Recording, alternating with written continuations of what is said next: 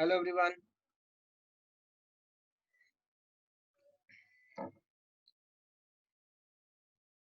Good evening, good evening, good evening.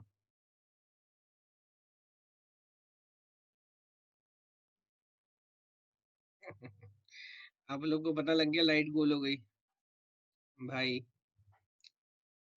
बिजली विभाग अपनी हरकत बाद में करता है। वो मौसम बाद में खराब होता है, पहले लाइट गोल हो जाती है।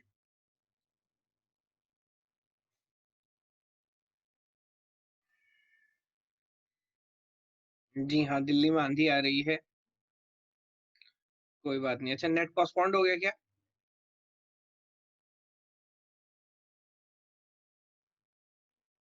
कब तक के लिए पोस्टपोन्ड हुआ है? Till what time? अभी नहीं बताया। अभी कुछ दिन पहले स्पेशल क्लास में बोला था वो पोस्टपोन्ड होना तय है। हाल बहुत ज्यादा खराब है भाई। मेरे मैं आपको बताऊं, मेरे घर के 50 मीटर में कम से कम 20-30 लोग पॉजिटिव हैं, 50 मीटर में।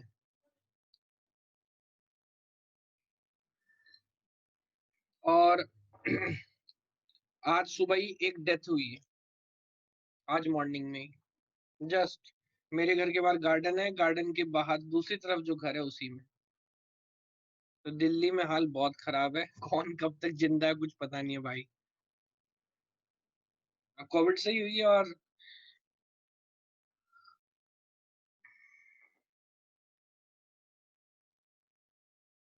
यस, और अभी ये भी बताने से ही आप बोल रहे हो कि इवन हवा के थ्रू भी फैल रहा है। तो ऐसा नहीं है कि लाइक वो आपके बराबर में तो ही हो रहा है। अब मान लीजिए कोई अपनी छत पे खड़ा होके घूम रहा है वो।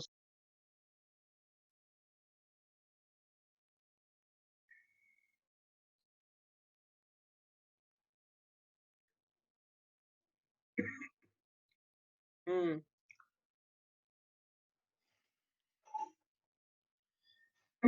मेरी वाइफ पहले जब काम करती थी एक ऑफिस में, वहां पे उनकी कॉलीग थी। I think around she is around 34-35। आज सुबह उनकी डेथ हो गई। मैं उनसे मिला हूँ कई बार यार।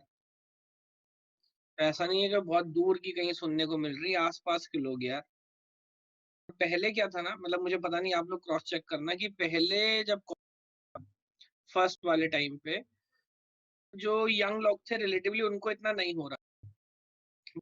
को पता नहीं इतने लोग सुनने को मिल रहे हैं, 38, 42, 30, 45, लाइक यंग लोग अभी कितने लोग जा रहे हैं। चलिए खैर।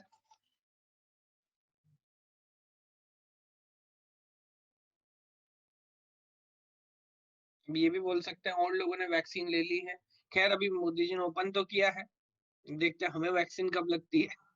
वैसे मैं आपको बताऊं, अन अकेडमी ध्यान रखे हुए आज जो हमारे जो सीईओ सर हैं, गौरव मंजाल सर, आज उनका एक वीडियो मैसेज आया था कि लाइक कम से कम जो हमारे एजुकेटर्स हैं उनको वैक्सीनेट कराना हमारी फर्स्ट प्रायोरिटी। और जैसे ही हमें कोई भी चांस मिलेगा हम आपको घर पे आके वैक्सीनेट करेंगे। लेट्स सी हमारा नंबर कब आता है।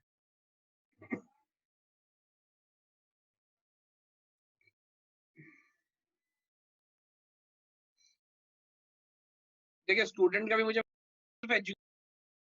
स्टाफ की भी बात नहीं कर रहे थे। अभी उनकी भी अंदर काम कर रहे हैं, वैसे सिर्फ एजुकेटर्स की बात कर रहे थे। चलिए खैर, तो अपन डिस्कशन स्टार्ट करें। लैग हो रहा है क्या?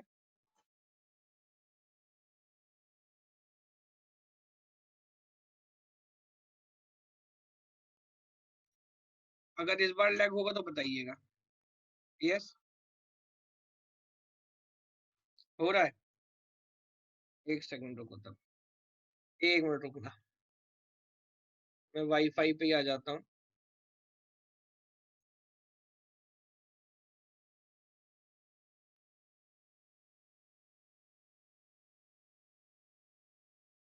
बहुत अच्छे। अभी आई थिंक नहीं होगा।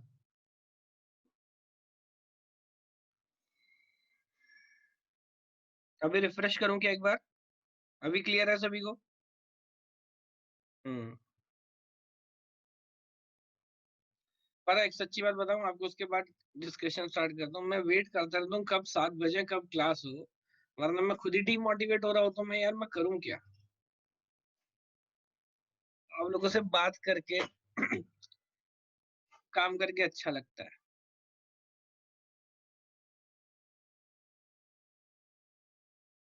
चलिए, ठीक है।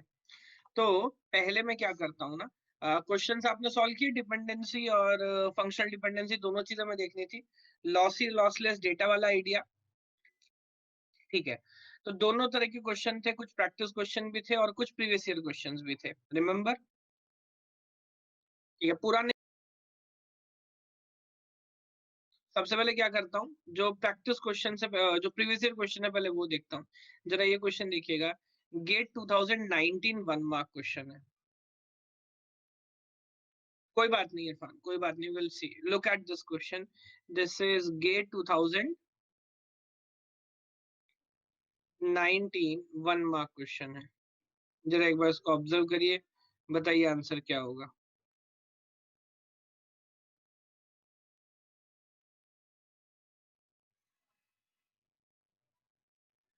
एक मिनट रुको, मैं चेक कर लेता हूँ आंसर क्या है।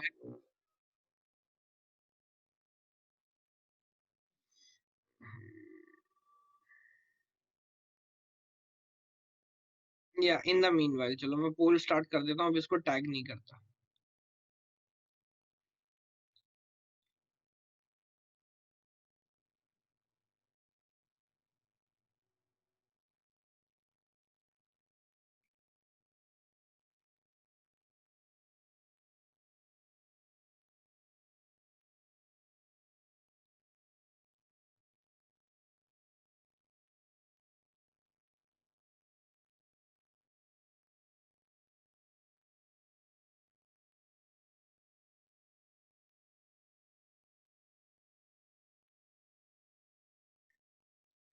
अब बताइए क्या आंसर आ रहा है। ओके, काफी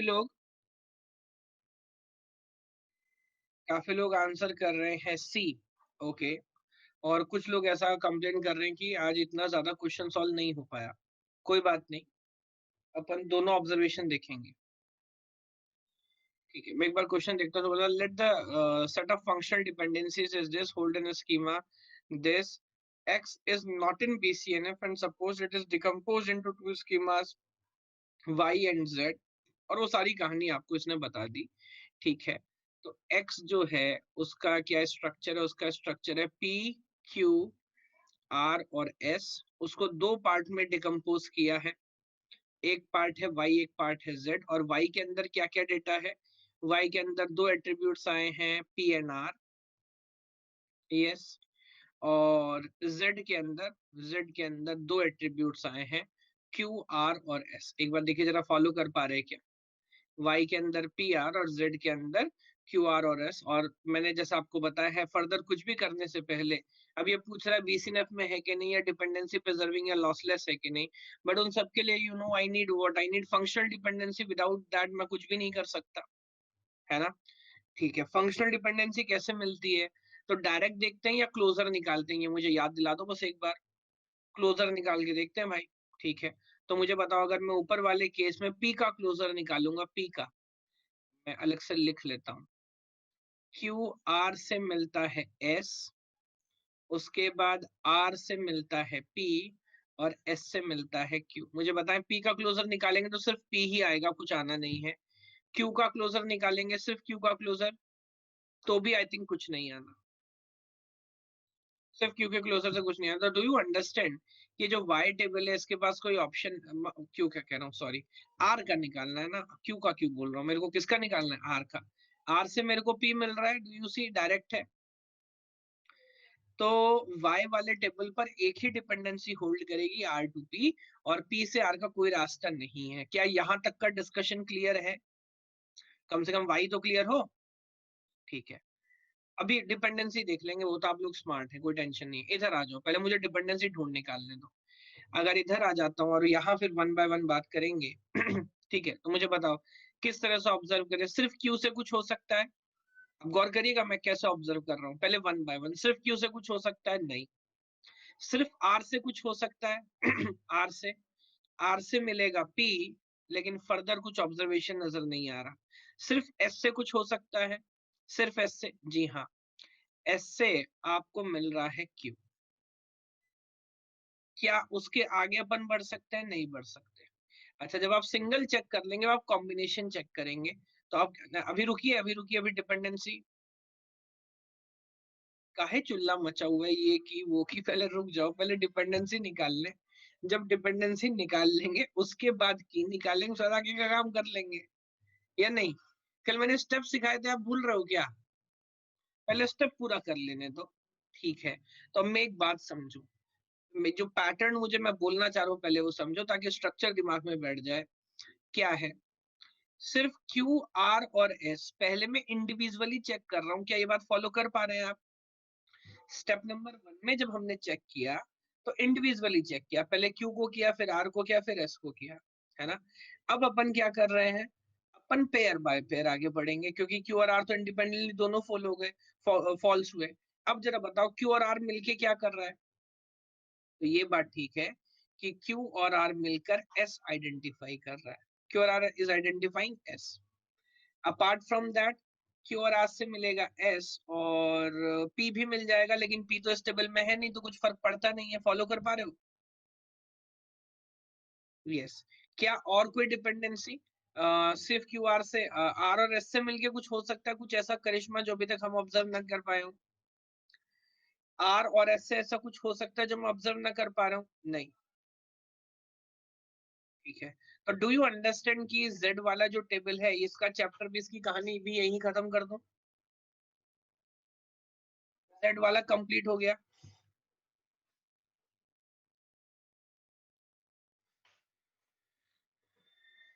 ओके, ठीक है, कोई बात नहीं। अब मुझे बताओ, y के अंदर कैंडिडेट की कौन है? y के अंदर कैंडिडेट की कौन है?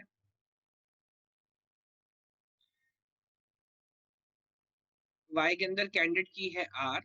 मैं लिख लेता हूँ अलग से पूरी बात। और अगर कैंडिडेट की है r, तो अब ये भाई साहब कौन सी नॉर्मल फॉर्म में है? ये है BCNF में। अगर कैंडिडेट की r है, तो ये है BCNF में।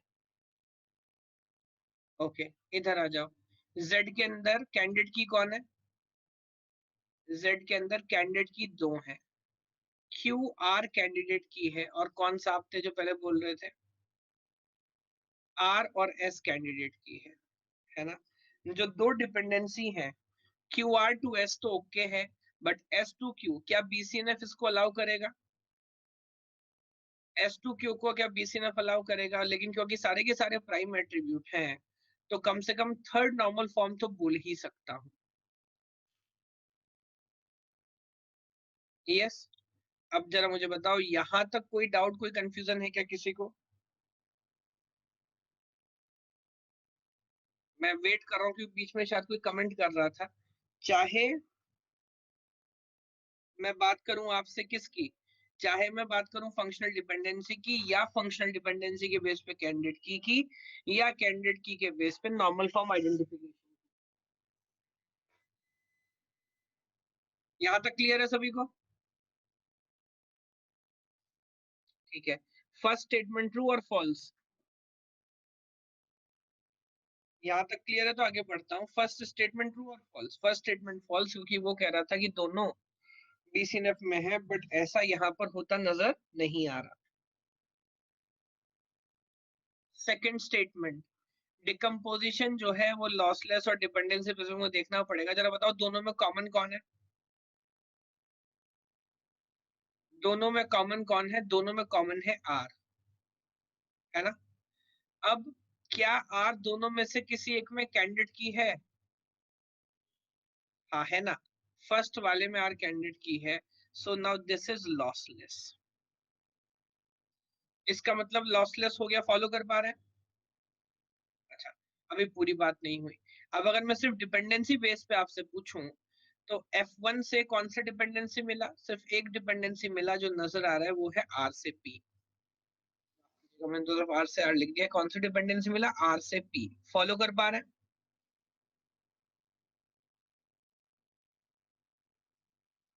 ओके। डिपेंडेंसी मिला, दो डिपेंडेंसी मिला। एक मिला क्यू आर से एस, और दूसरा मिला एस से क्यू। एस से क्यू, क्या ये भी फॉलो कर पा रहे हैं? ओके, एक एक करके जरा चेक कर लीजिए। पहला डिपेंडेंसी प्रिजर्व्ड है, सेकंड डिपेंडेंसी ये तो बहुत साक्षात भगवान खुद ही दर्शन दे रहे हैं, और तीसरा डिपेंडेंसी भी प्रिजर्व्ड है। यस। तो अब इसका मतलब जो सेकंड स्टेटमेंट है वो हो जाता है ट्रू। और आंसर क्या होना चाहिए? आंसर होना चाहिए सी, कि भाई डिपेंडेंसी प्रिजर्विंग भी है और लॉसलेस भी है ना। अब एक बात समझो, एक सिस्टमेटिक प्रोसेस है और स्टेप बाय स्टेप ही हमने सॉल्व किया है, सही बात है क्या? एक सिस्टमेटिक प्रोसेस है। एक सेकंड रुक जाओ, क्या ये बच्चा कोई कमेंट कर रहा था? हो सुधा सिंह तो पुरानी दुश्मनी है हमारी। आर और एस से क्यू की ये डिपेंडेंसी बता रहे हैं, आर और एस से क्यू। सुधा, आपको नहीं लगता कि जब हमने एस टू क्यू ऑलरेडी लिख लिया तो आर एस टू क्यू लिखने का कोई मतलब नहीं बनता? सुधा, अगर मैं ऑलरेडी इस टेबल में एस टू क्यू डिपेंडेंसी ये है ना, एस टू क्यू, अगर मैं एस टू क्यू लेके चल रहा हूं तो फिर आर एस टू क्यू भला क्यों लिखूंगा? सोचो आप। बात समझ आ रही है क्या? अकेला एस जब फाइंड कर सकता है तो आर एस टू क्यों करेगा? तो इस बात की कोई मायने नहीं है। इसलिए दोबारा समझो, ये मैं पैटर्न बाय पैटर्न लेके चलूं। जब अकेला एस आइडेंटिफाई कर लिया तो ठीक है, यहाँ पर मायने कब थे? क्योंकि अकेला क्यू भी फेल हुआ, अकेला आर भी फेल हुआ, दोनों ने मिलकर एस को आइडेंटिफाई किया। बात समझ आ रही है?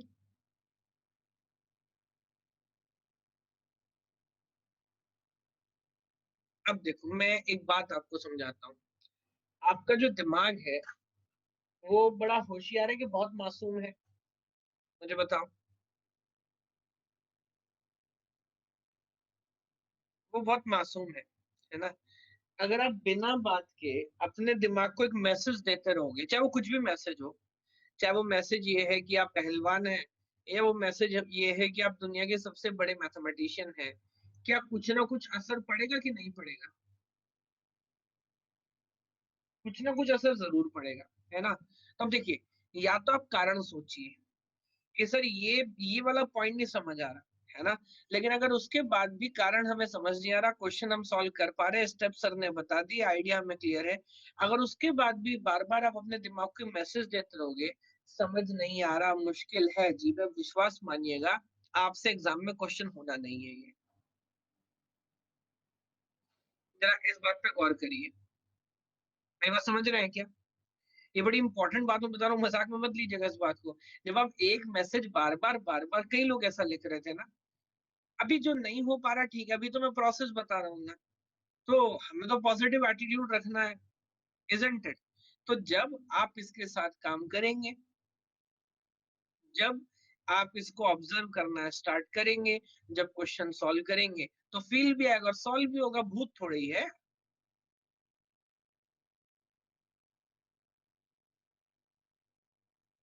यस। एक सेकंड, हम राजदीप क्या कह रहे हैं? R to P dependency find नहीं कर पाया। आर टू पी डिपेंडेंसी, ये भाई साहब R to P dependency find नहीं कर पाया जेड में। आर टू पी जेड में, सो ये dependency preserving, non dependency preserving क्यों नहीं होगा? क्या जेड में पी एट्रीब्यूट है? राजदीप, नहीं है। क्या R to P Y table में आपको नजर आ रहा है? आर टू पी आ रहा है। क्या डिपेंडेंसी प्रिजर्विंग के ये मायने हैं कि पेरेंट टेबल में जितनी डिपेंडेंसी होंगी हर चाइल्ड टेबल में आपको सारी डिपेंडेंसी मिलेगी? राजदीप,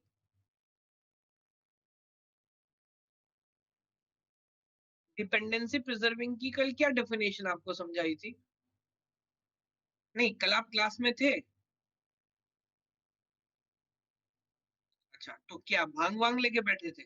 कल मैंने क्या डेफिनेशन लिखाई थी? जब आप क्लोजर निकालेंगे F1 यूनियन F2 के साथ ही चेक करेंगे। हो सकता है आपने क्लास में मिस कर दिया, होमवर्क तो किया होगा। चलो कोई बात नहीं बेटा, अब सारी डिपेंडेंसी एक टेबल में भला कैसे पहुंचेंगी? तो दोनों का यूनियन करेंगे, क्लोजर निकालेंगे, बात खत्म हो जाएगी। बताओ फॉलो कर पा रहे हो क्या?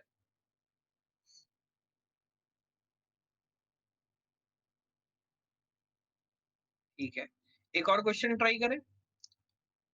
ये क्वेश्चन जरा ट्राई करो। नवंबर 2017 में क्वेश्चन पूछा है, नवंबर 2017 में।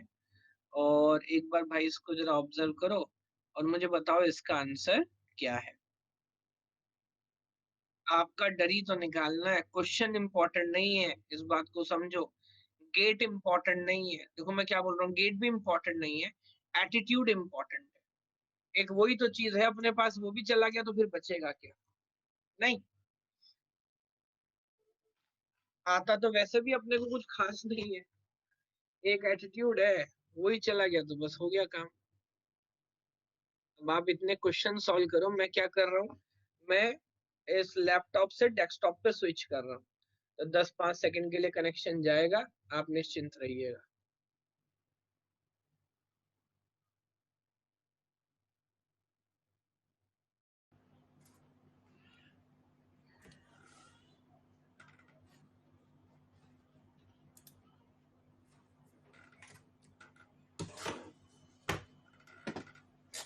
जी हाँ, बिजली आ गई। हाँ, ये मेरी उम्मीद से जल्दी स्विच हो गया, इतनी जल्दी तो मैंने भी नहीं सोचा था।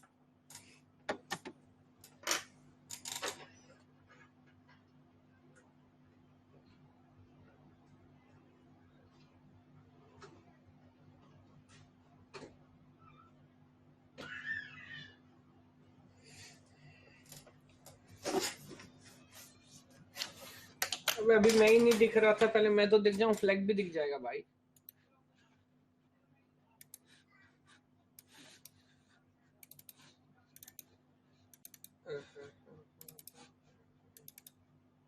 मुझे ऐसी आदत हो गई ना, जब तक मैं डेस्कटॉप पे ना क्लास लूं मुझे फील नहीं आता। मुझे पता नहीं, कुछ लोग तो लैपटॉप से भी क्लास लेते होंगे ना। मैंने 3 स्क्रीन लगाई है, मेरा हाथ सेट हो गया, मैं नहीं ले सकता ऐसा क्लास, मुझे मजा नहीं आता। हो।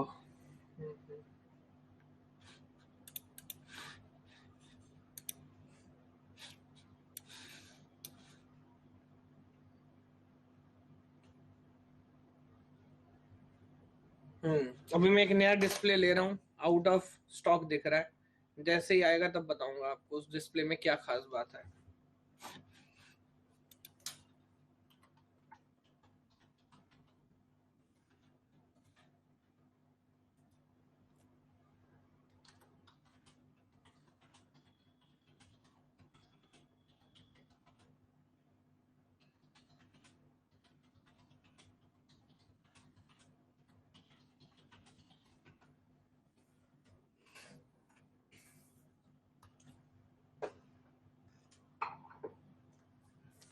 चलिए, क्या क्या नजर आ रहे हैं ऑप्शन। 63% लोगों ने माना है ये, 21% this, and then 12% this, and then 4% this. Yes, चलिए जरा एक एक करके value by value, observation by observation आगे बढ़ता हूँ, जहां गलती करूँ टोकिएगा। तो ये पैरेंट टेबल है भाई साहब। अगेन डिकम्पोजिशन किस स्ट्रक्चर में करना है, क्या किसी भी क्वेश्चन में पूछा आपसे, यस और नो? डिकम्पोजिशन किस तरह करना है किसी भी स्ट्रक्चर में नहीं पूछा, please make a note of this. Yes, अच्छा। तो अब जरा मुझे एक बात बताइए जल्दी से ऑब्जर्व करके, और बात क्या बताएंगे, मैं अलग अलग टेबल बना लेता हूं, जैसा हम हर बार करते हैं, इधर बना लेता हूं। एक टेबल है ए बी, दूसरा टेबल है बी सी, और तीसरा टेबल है बी डी। अच्छा, सी डी नहीं है, A B B C and B D. Fair enough, जो हमारा काम है हमेशा करते हैं, स्टेप नंबर 1, और जो सबसे इंपॉर्टेंट स्टेप है बताओ क्या है? जो सबसे इंपॉर्टेंट, स्टेप बाय स्टेप करोगे कभी कोई डाउट कोई कंफ्यूजन हो नहीं सकता। स्टेप नंबर 1 है सही फंक्शनल डिपेंडेंसी फाइंड करने का स्टेप। तो मैं आपसे दोबारा पूछूंगा, ए का क्लोजर निकालो इधर देख के, तो खैर ए टू बी डायरेक्टली नजर आ रहा है, लिख लूंगा, कोई डाउट, कोई कंफ्यूजन नहीं होना चाहिए, है ना। सवाल ये है क्या बी से ए भी एक डिपेंडेंसी, आप बताएं। बी से ए नहीं, आप बी का क्लोजर भी निकालोगे तब भी ए तक तो नहीं पहुंच पाओगे, दैट विल बी ऑल, बस इधर इतना ही। फॉलो कर पा रहे? सेकेंड टेबल पे आ जाता हूं। बी टू सी तो साक्षात विद्यमान है, नजर आ रहा है, बी टू सी लिख लेता हूं। What about C to B? अब पूछूंगा क्या सी टू बी भी डिपेंडेंसी है, आप बताएं। सी टू बी, हाँ है ना, बिकॉज सी से डी है और डी से बी है, तो सी टू बी भी there is a dependency, so let me write C to B. Very good. अच्छा, अब ये इंपॉर्टेंट है, एकदम देखने से नजर नहीं आता, बट थोड़ा ऑब्जर्वेशन किया तो बात समझ आ गई। Yes, now now look at this, what is BD? BD वाली क्या कहानी है? तो क्या बी से कोई डिपेंडेंसी है? बी से सी और बी से D, so do you understand कि बी से डी भी डिपेंडेंसी है? प्लीज ऑब्जर्व, बी से सी है, सी से डी है, तो बी से डी है जनाब, और डी से बी तो डायरेक्ट नजर आ रहा है, like this. Yes, step number 1 में अगर ये सारी डिपेंडेंसीज आप नहीं निकाल पाए तो भाई साहब कुछ ना कुछ भारी गंभीर समस्या आपके अंदर है, कुछ प्रॉब्लम आप कर रहे हैं। ये तो बड़ा सिंपल स्टेप है, ये तो होना ही है। ये बात समझ आ रही है क्या? ठीक है, स्टेप नंबर 2। अच्छा फिर, अब कॉमन, आप लोग हमेशा एक स्टेप बीच में जंप क्यों करते हो भाई? अभी क्लोजर निकाल रहे, अभी कॉमन, अगला स्टेप क्या है मुझे याद दिलाओ, इसलिए तो गड़बड़ हो रहा है, ये 63 क्यों आंसर कर रहे हैं? अगला स्टेप बताओ क्या है? अगला स्टेप है कैंडिडेट की, डोंट बी इन अ हरी, जल्दीबाजी क्यों कर रहे हो? तो जरा इधर बताओ, फर्स्ट टेबल में कैंडिडेट की कौन है? फर्स्ट टेबल में कैंडिडेट की है ए। सेकंड टेबल में कैंडिडेट की कौन है? सेकंड टेबल में कैंडिडेट की दोनों है, बी भी है और सी भी है, अलग अलग दोनों है। और थर्ड टेबल में बी है और डी है, दोनों है। यस, अब अगर मैं आपसे, अब मैं आगे की बात पूछ लेता हूं, आप मुझे बताओ जब मैं इनको कंबाइन करना चालू करूंगा क्या मुझे कोई कॉमन एट्रीब्यूट मिलेगा? हाँ मिलेगा साहब। और क्या कॉमन एट्रीब्यूट दोनों में से कम किसी एक टेबल में की होगा? हाँ होगा। यस और नो? यस। तब आप मुझे बताएं, क्या कोई डाउट, कोई कंफ्यूजन होना चाहिए कम से कम लॉसलेस के बारे में? जी नहीं, लॉसलेस है। And what about dependency preserving? ये आपके सामने सारी डिपेंडेंसी रखी हैं, अब बताओ कौन सा पूछ रहे थे? मेरे को अलग अलग चेक करना है कि एक साथ मिला के चेक करना है? यूनियन करके। हाँ, यादव जी को सी टू डी नहीं दिख रहा, एक एक करके चेक करता हूं। क्या ए टू बी कवर्ड है? डायरेक्ट नजर आ रही है। बी टू सी कवर्ड है? डायरेक्ट नजर आ रही है।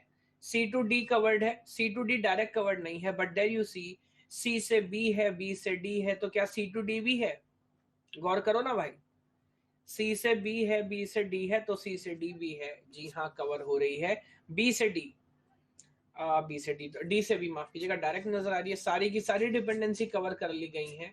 ऑप्शन ए सही आंसर होगा, इसमें कोई डाउट, कोई कंफ्यूजन नहीं होना चाहिए। ये डिकम्पोजिशन डिपेंडेंसी प्रिजर्विंग भी है एंड लॉसलेस भी है।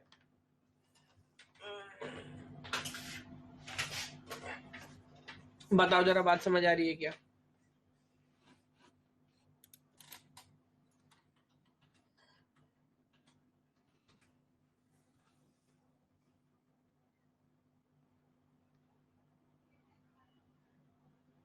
नेट वाले भी अच्छा क्वेश्चन देने लगे, वैसे मुझे बोलना नहीं चाहिए, बोलूं कि ना बोलूं, आप बताओ।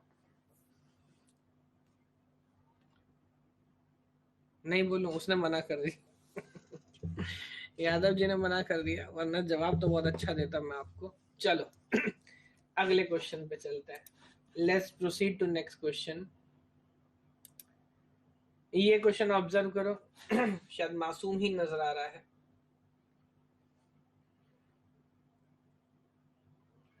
Look at this,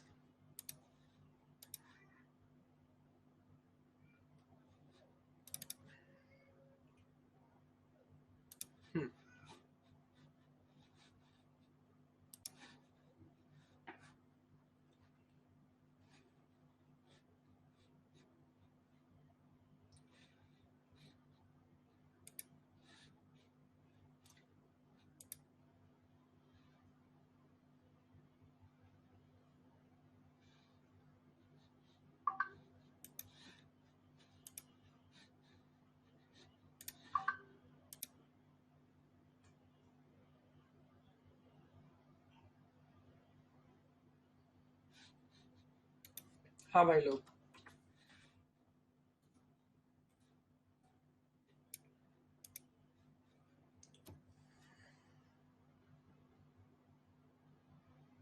light on कर दूं, अभी करता हूँ।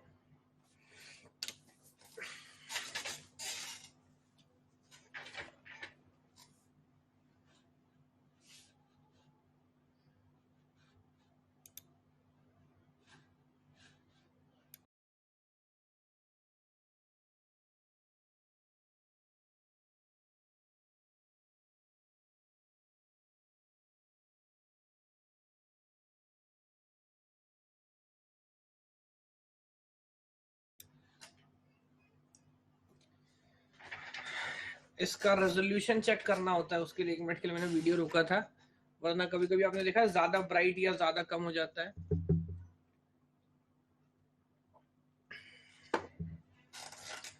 हाँ ठीक है, इस क्वेश्चन में लगता है ज्यादा टाइम दिया, उतने की जरूरत नहीं थी।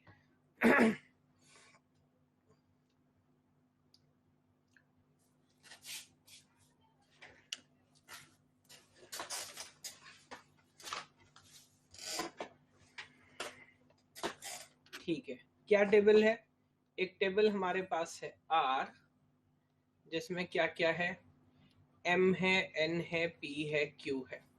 इस बार फिर भी पहले से बेटर है, 73% लोगों ने आंसर किया है, then 14%, 3% and 10%। Now look at this, क्या क्या कहानी है। पेरेंट टेबल में सिर्फ दो ही डिपेंडेंसी है, एम से एन और पी से क्यू। और इधर मैं देखूंगा तो इधर एम कॉमा एन, और इधर देखूंगा तो इधर पी क्यू। ना इतना सिंपल है, अब क्या बोल सकता हूँ, डायरेक्ट कौन सा डिपेंडेंसी इधर आएगा, एक ही डिपेंडेंसी नजर आ रहा है, एम से एन। इधर देखूंगा कौन सा नजर आएगा, डायरेक्ट पी से क्यू। क्या इसके अलावा एन का क्लोजर भी निकालूंगा, डजंट मेक एनी डिफरेंस। इधर क्यू का क्लोजर निकालूंगा, डजंट मेक एनी डिफरेंस। इस टेबल में की होगा एम, इस टेबल में की होगा पी। क्या फॉलो कर पा रहे हैं? क्या दोनों टेबल में कुछ भी कॉमन है? नहीं है। तो ये जो लॉसलेस ज्वाइन ये और लॉसलेस ज्वाइन ये जो 17% लोग हैं, इनका क्या करना है ये बताओ। कल जो चीज हम एक एक सिंपल सा आइडिया चिल्ला चिल्ला के अपन इस बात को ऑब्जर्व किया है, और पैटर्न के हिसाब से मैंने आपको सॉल्व कराया। फिर रिमेंबर कि भाई अलग अलग सारे केसेस बनाए, स्टेप नंबर 1 में अगर कॉमन एट्रीब्यूट ही नहीं है, तो फिर लॉसी लॉसलेस में भला कोई इनको कोरोना दे देना, कोई बात नहीं, चलिए दुश्मनी में भी एक शराफत रखेंगे, कोरोना तो कम से कम नहीं देंगे। यस, बट मुझे बताएं फॉलो कर पा रहे हैं क्या?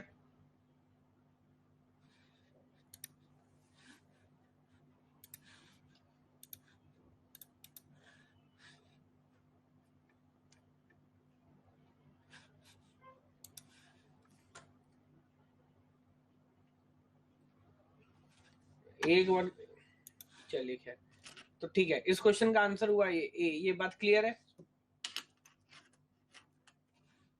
ओके। अच्छा ऐसा भी है क्या कि किसी और ब्रांच के बच्चे बैठते हो बस मजे लेने के लिए यहाँ पे सॉल्व कर रहे हैं ऐसा?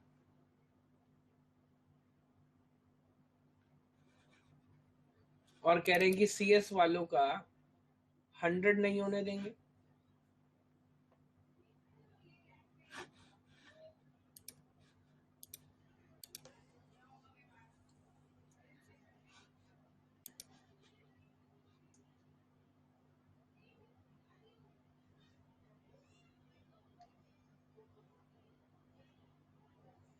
अच्छा, यहाँ पे हमारे बच्चे भी दूसरी ब्रांचों में जाते हैं? क्या बात कर रहे हो?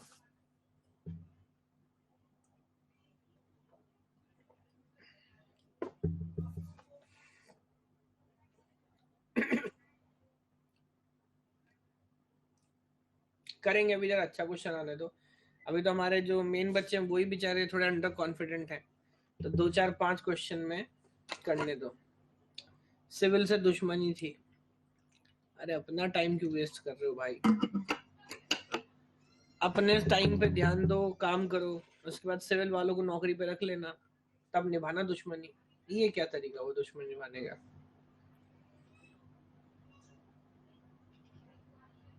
बहुत अच्छी बात है। तब आप देखिए आप ऐसा क्या करें कि अगली बार आपका भी नाम उन्हीं बच्चों में हो।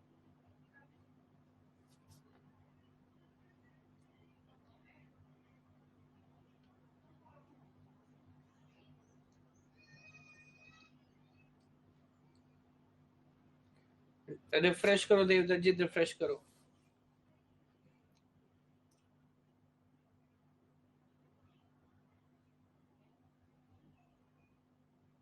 चलिए जरा मैं क्वेश्चन ऑब्जर्व कर लूं एक बार। Now let me go one by one. Which of the following statement is true? The decomposition of the schema this into this and this is always lossless. पहला statement है। And second है the decomposition of the schema this dependency सारी की सारी लिखी हुई है this and this is lossless। तो आप मुझे बताएं जो second statement है, जो second या चलिए परसेंटेज के हिसाब से आंसर कर देते हैं। 20, 13, 10 और 58। आप मुझे बताएं जो कम से कम फर्स्ट स्टेटमेंट है D1, is it a theoretical statement? Yes. अभी आपकी अंडरस्टैंडिंग चेक कर रहा है, कह रहा है कि ये स्कीमा है और इस तरह से मैं डिकम्पोज करूंगा, हमेशा लॉसलेस होगा। इसने क्या आपको डेटा सेट बताया? डेटा सेट नहीं। क्या इसने आपको फंक्शनल डिपेंडेंसी बताई? नहीं। क्या दोनों के बीच में कोई कॉमन एट्रीब्यूट है? हाँ है, ए है। बट क्या आपके पास कोई सबूत है कि ए के सारे वैल्यू डिस्टिंक्ट हैं? Do you have any proof कि ए के सारे वैल्यू डिस्टिंक्ट है? नहीं, ऐसा कोई प्रूफ नहीं है। तो फिर मुझे बताओ इसे सपना आ रहा है क्या? कहां से ये बोल रहा है कि पक्का लॉसलेस होगा? ये तो पॉलिटिशियन मुझे लग रहा है कि कोई भी हो, हर आदमी ये कहता है हम जीतेंगे, तय जीतेंगे इस बार, है ना? लेकिन कितने परसेंट? 20 और 10, 30% लोग कह रहे हैं कि नहीं सही कह रहा है, ये लॉसलेस ही होगा। अजीब बेवकूफी है। इस तरह का ही तो एग्जाम्पल कल आपको बताया था, है ना? तो प्लीज इसको तो कम से कम सरासर खारिज कर दे बिना प्रूफ के। आप कैसे बोल सकते हो कि हमेशा लॉसलेस होगा? नहीं, जरूरी नहीं है, लॉसी भी हो सकता है। क्या ये बात समझ पा रहे हैं आप? ठीक है, अब मैं आगे बढ़ता हूँ। रही बात इसकी, हाँ यहाँ जरूर डेटा सेट है तो इस पर डिस्कशन किया जाएगा। तो टेबल है आर जिसमें A B C D E attributes हैं, और ए डी से आपने निकाला बी, एंड देन सी से निकाला D E, and then B से निकाला A E, like this, and A E से निकाला सी। ठीक है, इसको डिकम्पोज कर रहे हैं दो टेबल में। पहला टेबल है R1 विच इज ABD, और दूसरा टेबल है R2 विच इज AECD। ठीक है, तब आप समझ रहे हैं कि डिपेंडेंसी में खुद ऑब्जर्व करनी पड़ेगी। पहले तो ये देख लो क्या दोनों के बीच में कुछ कॉमन है? दोनों के बीच में हाँ A और D कॉमन है। Okay, now let's observe. इधर देखोगे तो AD से आपको B मिलेगा, यस और नो? यस। और कोई डिपेंडेंसी है? सिर्फ ए का देखने की जरूरत नहीं है। बी से क्या मिलेगा? बी से ए मिल सकता है। बी से A this is dependency, yes. बाकी और कुछ काम करेगा नहीं। अब देखो, to cut the long story short, आपका काम तो कॉमन पे काम करना है ना। मुझे बताओ क्या मैं सेकंड टेबल के डिपेंडेंसी आइडेंटिफाई करूं, या जितना कर लिया मेरा काम उससे भी हो सकता है? Please observe this point. हो सकता है। हो सकता है क्या? कार्तिक सही बोल रहा है, हो गया। तो दोनों में कॉमन है एडी, और जितनी डिपेंडेंसी है उसी से समझ आ रहा है कि यहाँ पर ए और डी मिलकर कैंडिडेट की बना रहे हैं, बिकॉज ए डी से अपने को क्या मिल रहा है? बी मिल रहा है। और अगर दोनों में एक भी टेबल में कैंडिडेट की होती है तो यूनिक है, यूनिक है तो लॉसलेस है। इसका मतलब सेकंड स्टेटमेंट बिल्कुल सही है। सो 58% of you were getting it correct कि हाँ, नाउ ये क्या है? सेकंड वन लॉसलेस होगा, ये सही है। First one is not a correct statement. Time के भाव में गलत हुआ। क्यों, कल कहीं बिजी थे क्या?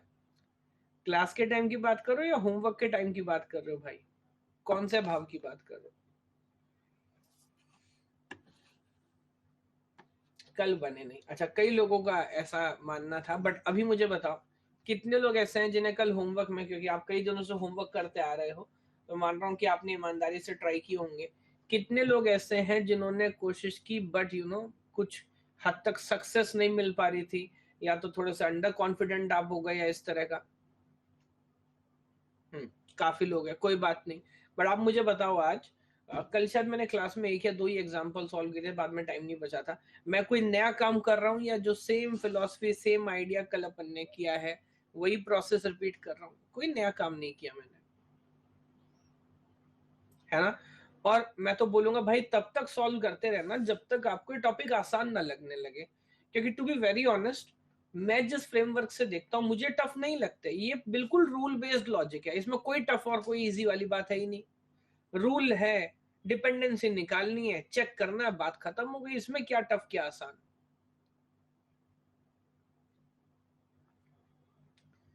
मेरी बात फॉलो कर पा रहे हैं क्या? अगर एक बार कंसेप्ट क्लियर है, अगर यही नहीं हवारी क्या हो रहा है तो फिर रटंत विद्या से कुछ होना नहीं है। मैं क्या बोल रहा हूँ, अगर एक बार कंसेप्ट क्लियर हो रहा है कि अच्छा ये टेबल है, ये डिपेंडेंसी गिवन है, दो टेबल मेरे को दिए, स्टेप नंबर 1 मेरे को डिपेंडेंसी ढूंढनी है, स्टेप नंबर 2 मेरे को की निकालना है, स्टेप नंबर 3 लॉसलेस के लिए मेरे को कॉमन देखना है, डिपेंडेंसी प्रिजर्विंग के लिए क्लोजर निकालना है, बात खत्म। तो अगर आप स्टेप बाय स्टेप सिस्टमेटिक तरीके से चलोगे तो आपको बिल्कुल भी खतरनाक नहीं लगेगा। मैं एक काम करना चाहता हूँ आज। थर्ड ईयर में है, अब देखिए वो बहुत सारी समस्याएं हो सकती हैं अलग अलग ना, और कुछ जिम्मेदारियां मेरे ऊपर भी रहती हैं, ऐसा नहीं आप लोग के ऊपर ही बहुत सारे काम है, तो वो तो देखिए आपको और मुझे किसी भी ना किसी हद तक मैनेज करने ही है, इजंट इट? वो मैनेज करने हैं। तो फिलहाल मुझे ऐसा लगता है एक काम मैं करता हूँ कि मैं आगे के क्वेश्चन सॉल्व नहीं कर रहा, ये आप दोबारा ट्राई करो, आज दोबारा ट्राई करो। यस मैं वही बोल रहा था, क्योंकि मैं कुछ नया नहीं करूंगा and that will be loss of time, मैं तो फिर सारा सेम क्वेश्चन ऐसे ही सॉल्व करते जाऊंगा। तो आप दोबारा ट्राई करो, है ना? मैं इंडेक्सिंग पे चला जाता हूँ। गेट 100 कह रहा है कि इंडेक्सिंग स्टार्ट होनी नहीं बेटा, हो गई, बस इंडेक्सिंग स्टार्ट कर रहा हूँ। यस, तो अब आप इसके ऊपर काम करो, कल इस पे दोबारा चिंतन करेंगे। और अब जिसको भी आप मानते हैं, अगर किसी को भी नहीं मानते उसको याद कर लो। और अब हम बात स्टार्ट, अगर किसी को मानते हो ठीक है, नहीं मानते तो 5 सेट को याद कर लो। और अब हम बात करेंगे इंडेक्सिंग की। यस, ठीक है, just give me a second. अच्छा एक बात मैं और बता दूं, इस पीपीटी के स्टार्टिंग में कुछ क्वेश्चंस मैंने डिकम्पोजिशन के भी दिए हैं, शायद भी कोई बोल रहा था, है ना? बट मतलब अच्छा किए हैं तो अच्छा है, but they are kind of additional question, आप समझ रहे हो, उनका गेट से कोई लेना देना नहीं है। तो कल जब ये आइडिया कंप्लीट करेंगे तो कुछ आइडियाज आपको बताऊंगा, मतलब पॉइंट ये है, आइडिया ये है कि अभी जो क्वेश्चंस आप सॉल्व कर रहे हो उसमें डिकम्पोजिशन कैसे करते हैं ये समझाया जाता है, डिकम्पोजिशन ऑलरेडी गिवन है, आपको तो प्रॉपर्टी चेक करना है।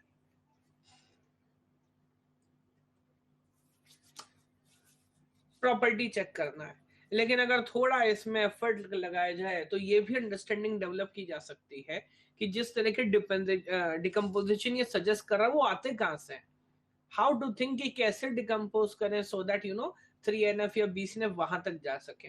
हालांकि गेट वाले इस बात पे इतना कोई ध्यान नहीं देते, बट खैर आप अगर बोलोगे तो बाद में एक एक दो दो एग्जाम्पल आपको करके दिखाऊंगा। एक्सपेरिमेंट में करता रहता हूँ कुछ कुछ। अच्छा, सुलग्ना कह रही है सर ऑटोमेटा बहुत टफ लग रहा है, ऐसा कैसे? क्या आप मेरे रिकॉर्डेड सेशन देख रहे हैं?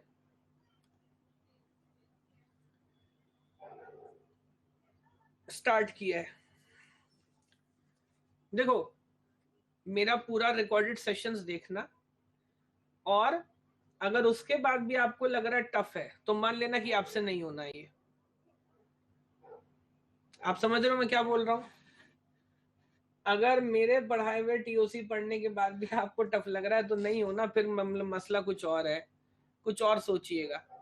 तो अभी डोंट कंक्लूड, थोड़ा 2 4 5 लेक्चर देखो, क्लास देखो, आपको बात समझ आएगी। और अगर नहीं आई तो फिर आनी ही नहीं है, ये मान लो।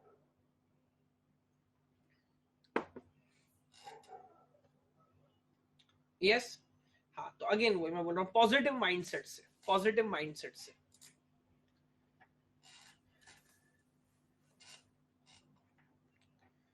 अच्छा, ये बात ठीक है। अभी मैं नया टॉपिक स्टार्ट करूँ, अब मैं पोल कर सकता हूँ किस किस का मैच है आज।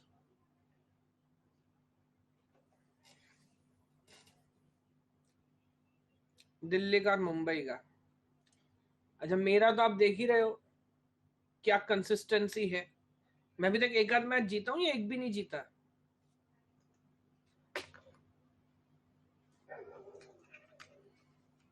एक जीता हूँ। अच्छा, आरसीबी वाला जीत गया था, वरना जो बोलता हूँ वो हारता है। नानी का श्राप मेरे साथ भी आगे चल रहा है। चलिए ठीक है, मुझे पता है आप खैर किसे जिताओगे, और फिर मुझे पता है कि मैं किसे वोट दूंगा, बट फिर भी मुंबई इंडियंस एंड दिल्ली। दिल्ली क्या, दिल्ली का पूरा नाम क्या है? दिल्ली कैपिटल्स। दिल्ली में भी कोरोना बहुत ज्यादा, वरना किसी दिन मैं मैच देख के आता, आपको पता है। बट मैं अपनी जान को रिस्क पर नहीं लेना चाह रहा हूँ। चलिए बताइए क्या आंसर कर रहे हैं आप, मुंबई या दिल्ली?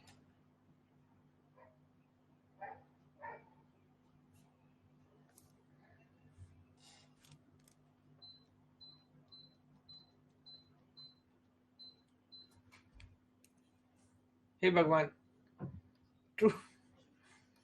50-50, 50-50। 50% लोग बोल रहे हैं दिल्ली, और 50% लोग बोल रहे हैं मुंबई। अब मैं क्या करूं यार, तुम लोगों ने तो मुझे कंफ्यूज कर दिया।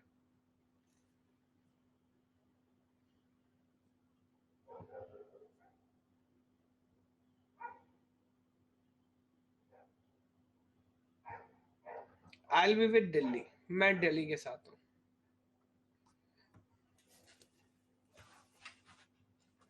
यस,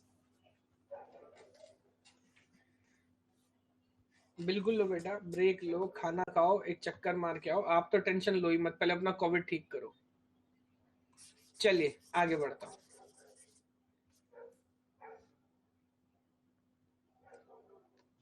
बहुत शानदार, वेरी गुड, लगे रहो।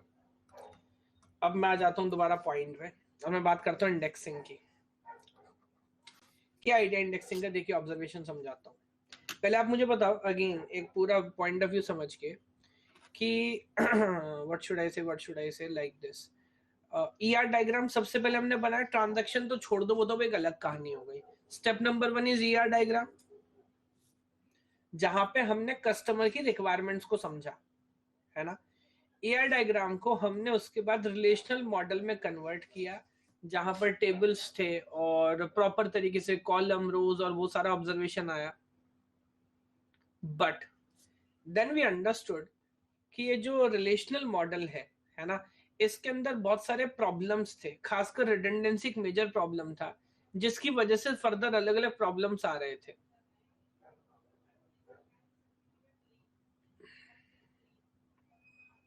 यस। तो इसके लिए हमने नॉर्मलाइजेशन किया, और नॉर्मलाइजेशन करने के बाद आप मुझे बताओ, अभी जो स्ट्रक्चर हमारा है, स्ट्रक्चर वाइज क्या हम हर चीज फॉलो करना सीख गए हैं? क्योंकि नॉर्मलाइज तो हमने कर लिया। बट अगेन अगर मैं थोड़ा सा क्रिटिसाइज करूं, and I consider that other way round, तो because of normalisation number of tables बढ़े हैं कि कम हुए हैं? नंबर ऑफ टेबल्स इंक्रीज हो गए हैं, बढ़ गए हैं। अगर नंबर ऑफ टेबल्स बढ़े हैं तो क्या इस बात की पॉसिबिलिटी है कि किसी ना किसी हद तक डेटाबेस स्लो हो गया हो? बिकॉज किसी भी क्वेरी के लिए कई बार एक्सेस करना पड़ेगा। बहुत अच्छे। अब अगर आप ये भी समझ पा रहे तो अगला पॉइंट मुझे बताइए, और वो क्या? वो ये कि कोई भी आज के टाइम पे जो यूजर है, जो डेटाबेस को इस्तेमाल करता है, क्या कोई चाहता है कि वो स्लो डेटाबेस यूज करे? Obviously not. स्पीड एक ऑप्शनल आइडिया है जिस पे सोचे तो काम करें या नहीं, या हर किसी को ऐसे डेटाबेसेस चाहिए जो बहुत स्पीड के साथ काम करें? मैंडेटरी है भाई, speed is very much important, है ना। तो ये मैं आपको क्यों समझा रहा हूं, ये जो पूरा का पूरा चैप्टर अब हम पढ़ेंगे, यानी कि indexing and then B trees and then B plus trees, physical structure, all of this, ये इसका ऑब्जेक्टिव फंक्शन क्या है, इट इज अबाउट व्हाट, क्या करना चाह रहे हैं हम यहाँ पे? स्पीड, सिंगल पॉइंट एजेंडा है स्पीड, है ना। क्या ये पूरा का पूरा चैप्टर एक तरीके से ऑप्शनल है, मुझे बताओ। मतलब अगर इसको नहीं भी करेंगे तो क्या डेटाबेस सही काम करेगा? हाँ, काम करेगा। लेकिन अगर आजकल के प्रेजेंट सिनेरियो को देखें तो क्या हम इसको ऑप्शनल ट्रीट करेंगे? बिल्कुल भी नहीं, बिल्कुल भी नहीं। You know, speed is very very important, तो इसको बड़ा सीरियसली अपने को लेना पड़ेगा। एक छोटी सी बात और पहले क्लियर कर देता हूं, जैसे हमने ज्यादातर सब्जेक्ट्स में रिलेशन देखा है, टाइम बचाते हैं तो क्या खर्चा होता है? स्पेस। और स्पेस बचाते हैं तो क्या खर्चा होता है? टाइम। तो अब जैसा मैं आपसे डिस्कशन कर रहा हूं कि यहां मेरे को क्या बचाने का है, यहां मेरे को टाइम बचाना है, तो स्पेस तो खर्चा होगा, लेकिन उसकी टेंशन नहीं लेनी, बिकॉज ऑब्जेक्टिव फंक्शन है कि टाइम सेव होना चाहिए। क्या यहां तक की बात क्लियर हो रही है क्या? ओके, तो थोड़ी सी बैकग्राउंड आपको क्लियर करता हूं, फिर स्टेप बाय स्टेप आगे बढ़ेंगे। 1 घंटे के बाद इंडेक्सिंग में बहुत अच्छी खासी अंडरस्टैंडिंग आपकी डेवलप हो चुकी होगी, don't worry about it. Yes, चलिए एक एक करके आगे बढ़ता हूँ। देखिए पहला पॉइंट क्या लिखा है, बहुत तरीके से एक एक पॉइंट पे कॉन्सेंट्रेट किया है। देखिए मैं क्या बोलता हूँ, theoretically relational model is derived from set, and in set the order of element is relevant, so does in a relational table, but in practice implementation we have to specify order। ये एक बात बोल रहा है, और relational model में हम ऐसा बार बार बोलते भी आए हैं, क्या ऑर्डर ऑफ रो और ऑर्डर ऑफ कॉलम, क्या इससे कुछ फर्क पड़ता है? मुझे बताएं, order of row and order of column, क्या इससे कोई फर्क पड़ता है? कोई फर्क नहीं पड़ता, है ना। बट थियोरेटिकली अब ये वहां, ये इसी बात में इस पॉइंट को बोलने की कोशिश कर रहा भाई, जब प्रैक्टिकली बनाएंगे फर्क नहीं पड़ता, बट कोई ना कोई ऑर्डर तो रखना पड़ेगा ना, है ना। और अगर मैं ऑर्डर की बात करूं तो 2 ऑर्डर मेरे दिमाग में आते हैं, सॉर्टेड और अनसॉर्टेड। तब इस बात को समझिए, क्या यहां पर डिस्कशन इस बात पे हो रहा है कि डेटा क्या होगा, या डिस्कशन इस बात पे हो रहा है कि डेटा प्रेजेंट कैसे होगा, प्रेजेंट कैसे किया जाएगा, व्यू कैसे किया जाएगा, है ना। आगे मैं बात करूंगा अलजेब्रा और एसक्यूएल में, इसको बोलते हैं व्यू डेफिनेशन। क्या बोलते हैं? व्यू डेफिनेशन, जहां पर जैसे ऑर्डर बाय क्लॉज आप यूज करते हो, समथिंग लाइक दिस। यस, ठीक है, तो मैं प्रेजेंटेशन की बात कर रहा हूं, और बहुत सारी प्रॉपर्टीज हो सकती है। अगला पॉइंट लिखता हूं, जैसे इंसर्ट, सर्च करना, इंसीशन करना, डिलीशन करना, वो भी दरअसल हो सकता है किस ऑर्डर में आपने डेटा स्टोर किया उस पर डिपेंड करे। सही बात है क्या? किस ऑर्डर में डेटा स्टोर किया उस पर डिपेंड करे, हो सकता है। फॉर एग्जाम्पल, मुझे इससे आसान तरीका नहीं आता इस बात को समझाने का, 2 तरह के ऑर्डर में बोल सकता हूँ, सॉर्टेड और अनसॉर्टेड, है ना। सॉर्टेड जहां पे सारा का सारा जो डेटा सेट है 1 2 3 4 5 लाइक दिस सीक्वेंस में लिखा हुआ है, सॉर्टेड ऑर्डर में लिखा हुआ है, लेट मी से आई गो 10। और अनसॉर्टेड है तो रैंडम सीक्वेंस है, कहीं 2 है, कहीं 7 है, कहीं 10 है, कहीं 1 है, कहीं 4 है, लाइक दिस, है ना। अगर डेटा सेट अनसॉर्टेड है और total n number of elements हैं, वर्स्ट केस में सर्च करने में कितना टाइम लगेगा, बता सकते हो?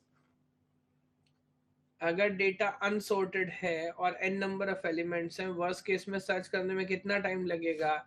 Obviously that will be order of n, order of n time लगेगा। क्या ये बात सबको समझ आ रही है? यस। लेकिन अगर डेटा अनसॉर्टेड है, अगर डेटा सॉर्टेड है, तो सर्च करने में कितना टाइम लगेगा? That is order of log base 2n। और मुझे पता है ये दोनों बहुत नॉर्मल डिफरेंस हैं, जो ऑब्वियस ही होते हैं, या बड़े बड़े जबरदस्त लेवल का डिफरेंस है ना। अगर इसका आपको प्रैक्टिकल फील लेना है तो इस बात को ऐसे समझो, खैर आजकल तो बहुत कम यूज होती है, बट डू यू रिमेम्बर कि पहले हर घर में डिक्शनरी होती थी, डिक्शनरी, फिजिकल डिक्शनरी मतलब, यस, आपने भी कभी ना कभी बचपन में यूज की होगी। ब्लू कलर की आती थी भार्गव पॉकेट डिक्शनरी, या बड़ी डिक्शनरी भी आती थी। अच्छा हाँ, प्राइस वगैरह में बहुत मिलती थी, ऑक्सफोर्ड और अलग अलग, ठीक है, बस पॉइंट समझ गया मैं। अगर उसको अनसॉर्टेड कर दें, अगर उसको अनसॉर्टेड कर दें डिक्शनरी को, तो भी क्या उसको यूज करना इतना ही आसान होगा, अनसॉर्टेड डिक्शनरी, है ना। तो आप समझिए, अगर ध्यान से आप सोचेंगे, क्या मैं अनसॉर्टेड डिक्शनरी में डेटा सेट चेंज कर रहा हूं? क्या मैं अनसॉर्टेड डिक्शनरी में डेटा सेट चेंज कर रहा हूं? नहीं। बट सोचिए इस बात को कि अगर मैं डिक्शनरी को अनसॉर्ट कर दूंगा, तब यूज करने का कोई मतलब ही नहीं रह गया, बात खत्म, मैं शायद उसे यूज कर ही नहीं पाऊं। तो डू यू अंडरस्टैंड कि कभी कभी स्पीड या आपका जो डेटा स्टोर्ड है उसका ऑर्डर इतना इंपॉर्टेंट हो सकता है, जो ये बात डिसाइड करे कि कोई आपका डेटाबेस यूज करेगा भी कि नहीं करेगा।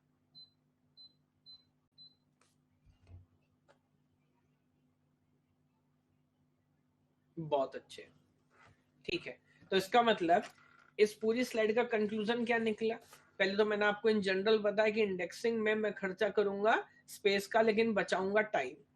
दूसरी बात मैं आपको समझा रहा हूं कि बिफोर हम इंडेक्सिंग करना चालू करें, टाइम इंप्रूव करें, ये बात समझनी है कि डेटा सेट आप कैसे स्टोर करके रखे हो, ये भी एक बड़ी इंपॉर्टेंट बात है कि वो पहले से सॉर्टेड है या अनसॉर्टेड है। यस, ओके, अगले पॉइंट पे चलता हूं। यहां देखिए क्या लिखता हूं। और जब मैं बोलता हूं कि डेटा सेट सॉर्टेड है ना, जैसे for example look at this, ये बताओ मैंने इमेज क्यों लगाई है?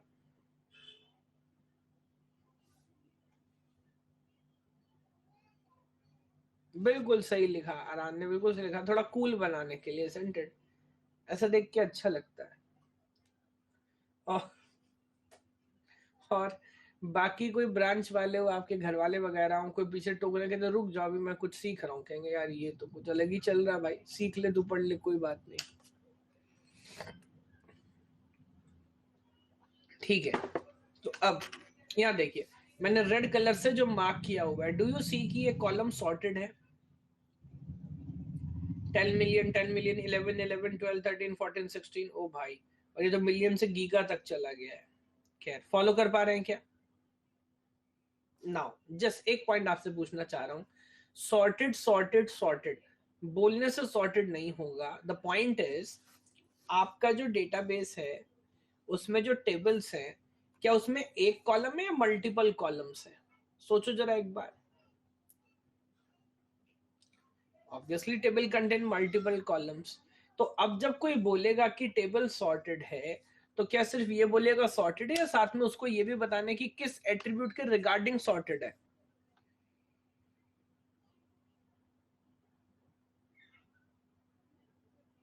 ये बात फॉलो कर पा रहे हैं कि सब लोग? एट्रीब्यूट तो बताना पड़ेगा ना, बिकॉज अब ध्यान से सोचना, मजा आ जाएगा अगर आप ऑब्जर्व करोगे। अब ये जो पूरा आइडिया है, एक ही टेबल क्या एक टाइम पे सॉर्टेड और अनसॉर्टेड दोनों हो सकता है? लेट मी से लाइक दिस, एक ही टेबल क्या एक टाइम पे सॉर्टेड और अनसॉर्टेड दोनों हो सकता है? हाँ, बिल्कुल सही बात है कार्तिक, नजरिए का फर्क, और नजरिया क्या कहता है? मान लीजिए आप एक टेबल, स्टूडेंट का टेबल, स्टूडेंट नेम से सॉर्ट कर देते हैं alphabetically, A B C D, इस तरह से आपने नाम अरेंज कर लिए। अब स्टूडेंट्स की जो परसेंटेज आई है, जो मार्क्स हैं, क्या वो उसके अकॉर्डिंग भी सॉर्टेड होगा? नहीं। मार्क्स के अकॉर्डिंग सॉर्टेड करेंगे तो नेम के अकॉर्डिंग सॉर्ट नहीं रहेगा। तो आपको ये बात क्लियर कट बतानी पड़ेगी, समझनी पड़ेगी, समझानी पड़ेगी कि पहले तो सॉर्ट करना है कि नहीं करना है, और अगर करना है तो किस एट्रीब्यूट के रिगार्ड में सॉर्ट करना है। क्या बात फॉलो कर पा रहे हैं?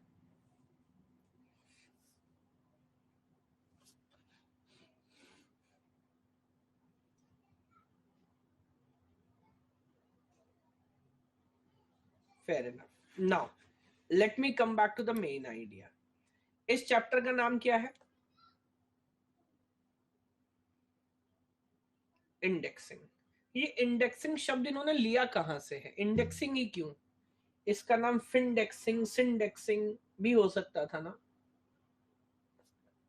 एरे से लिया है? नहीं, एरे से नहीं लिया। Very good very good, book के इंडेक्स से लिया है। तो अगेन देखिए मैं तो पूरी तैयारी से आता हूँ। Look at this. मुझे पता नहीं कौन सी बुक का मैंने इंडेक्स सैंपल लिया, बट किसी भी अच्छी बुक के लास्ट में, जो एक्सटेंडेड बुक आपको मिलेगी, क्या उसके लास्ट में आपको इंडेक्स नजर आता है? जी हाँ।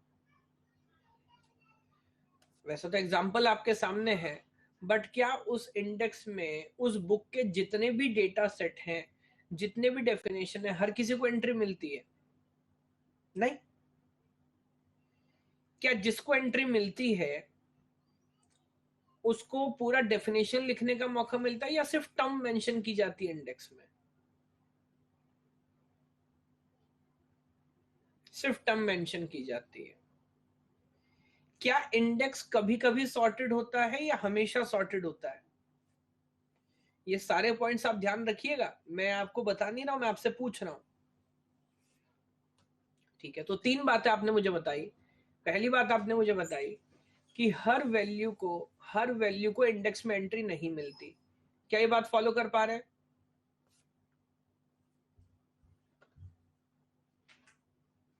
ओके।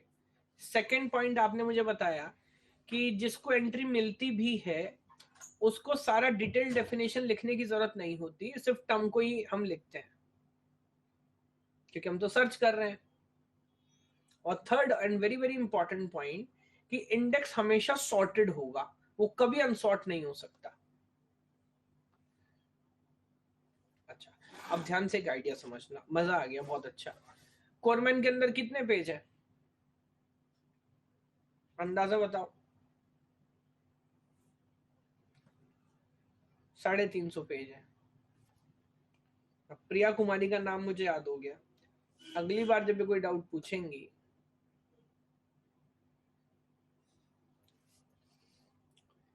चलो 1200 1300 1500, ठीक है, let me take an average, मान लेता हूँ 1300 पेजेस है।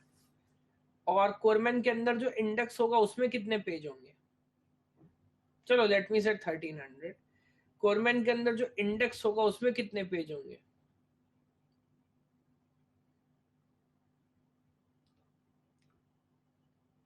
आई थिंक अराउंड 30-40 के करीब होने चाहिए, ये 5-6 नहीं, 5-6 तो नहीं होंगे।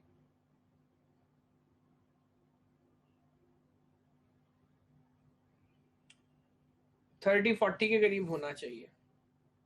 चलो मान लेता हूँ फॉर एग्जाम्पल 30 पेजेस। तब दोबारा इस बात को समझो, दोबारा इस बात को समझो, अब चेक करना इतने ही निकलेंगे, 2 4 5 ऊपर नीचे। तब आप मुझे बताओ 1300 पेजेस का, पहले तो ये बताओ इसने इंडेक्स बनाया क्यों? क्या इंडेक्स और टेबल ऑफ कंटेंट एक बात होती है? नहीं। फिर टेबल ऑफ कंटेंट समझते हैं? टेबल ऑफ कंटेंट जिसे कुछ लोग पहले या डायरेक्टली इंडेक्स ही बोलते हैं, टेबल ऑफ कंटेंट बुक के स्टार्टिंग में होता है कि एंड में? सेम नहीं है, इसलिए समझा रहा हूं। स्टार्टिंग में होता है ना? और स्टार्टिंग में चैप्टर नंबर 1, उस चैप्टर की हेडिंग, देन सब हेडिंग, देन सब हेडिंग, और सामने पेज नंबर लाइक दिस, जो स्टार्टिंग में आपको मिलता है। ये तो अल्फाबेटिकली है। क्या ये चैप्टर वाइज सॉर्टेड है? नहीं। पेज नंबर क्या क्या लिखा हुआ है, 321, 200, 262, 148, 36, अलग अलग नंबर है। ये तो अल्फाबेटिकली ले रहा है। जो स्टार्टिंग में होता है that is called table of content.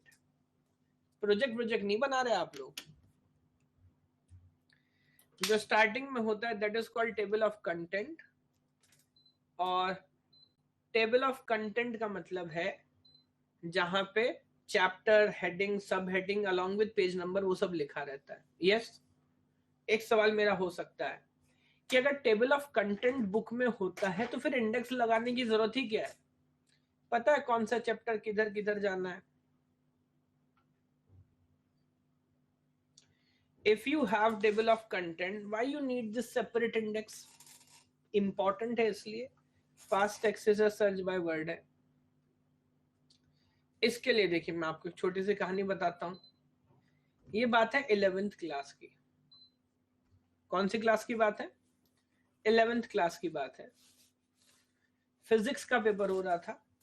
कोई कैपिलरी वेपिलरी का क्या बोलते होता था ना, कुछ प्रूफ होते थे, ऐसा कुछ है, ये एंगल वेंगल निकाल के ऐसा कुछ था।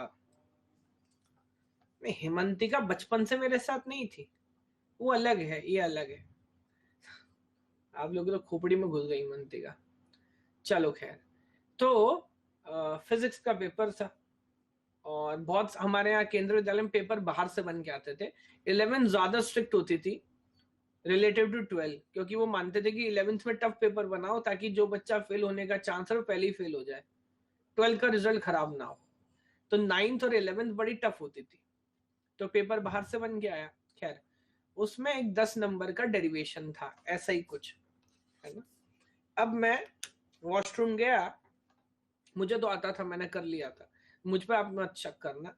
मैं वॉशरूम गया तो वहां पे दो बच्चे मेरी क्लास के गाइड लेके बैठे हुए हैं, गाइड लेके बैठे हुए हैं और पन्ने पलट रहे हैं। मैंने कहा क्या कर रहे हो? कहते भाई जैन, ये तो पता है कि ये क्वेश्चन है, बुक में मिल नहीं रहा, कौन से चैप्टर का है ये? मैंने कहा बहुत सही। समझ रहे हो? तो उन्हें बावलों को हो सकता है ये भी ना पता हो कि इंडेक्स में देख लें। अगर टेबल ऑफ, अब आप समझो इस बात को, अब आप समझो इस बात को, टेबल ऑफ कंटेंट में किसी क्वेश्चन को, किसी पॉइंट को सर्च करने के लिए क्या उस सब्जेक्ट का फंडामेंटल नॉलेज आपको होना चाहिए? यस और नो? बिल्कुल होना चाहिए। लेकिन इंडेक्स तो कोई भी देख सकता है ना। मैं आपको एमबीबीएस थर्ड ईयर की बुक दूंगा, आपसे बोलूंगा टर्म ढूंढ के बताओ, बता सकते हो? तो उन्होंने गलती क्या की? अच्छा, बहुत सारे लोग पूछ रहे हैं कि आपने हेल्प किया, कि मैं क्यों नहीं हेल्प करूंगा। मैंने हेल्प भी किया, फिर इंश्योर भी किया कि मैंने तो सही किया कि नहीं, 2 मिनट रुक के देखा भी कैसे कैसे किया है। बिल्कुल अपना काम पूरा किया मैंने, आप क्या मान रहे हो? ओके खैर, that is not important. But again देखो, ईमानदार कोई कितना भी हो, बट अगर सामने सॉल्यूशन लिखा है तो पढ़ना तो बनता है। ओवर कॉन्फिडेंस अलग चीज है, इजंट इट? चलिए, तो आप मुझे बताएं, ये आपको समझ आ रहा है इंडेक्स की इंपॉर्टेंट क्या है? हाँ, तो मैं दोबारा एग्जांपल से आपसे पूछ रहा था, आपको ये भी समझ आ रहा है कि 1300 पेज की किताब 30 पेज में कैसे खत्म हुई इंडेक्स में? क्योंकि हमने सारे टर्म्स नहीं लिखे, जो लिखे उनका डिटेल डेफिनेशन नहीं लिखा, और बस दोनों तरफ से हमने साइज कम किया, तो 1300 पेजेस की जो बुक थी वो 30 पेज में कंप्लीट हो गई। फॉलो कर पा रहे हैं?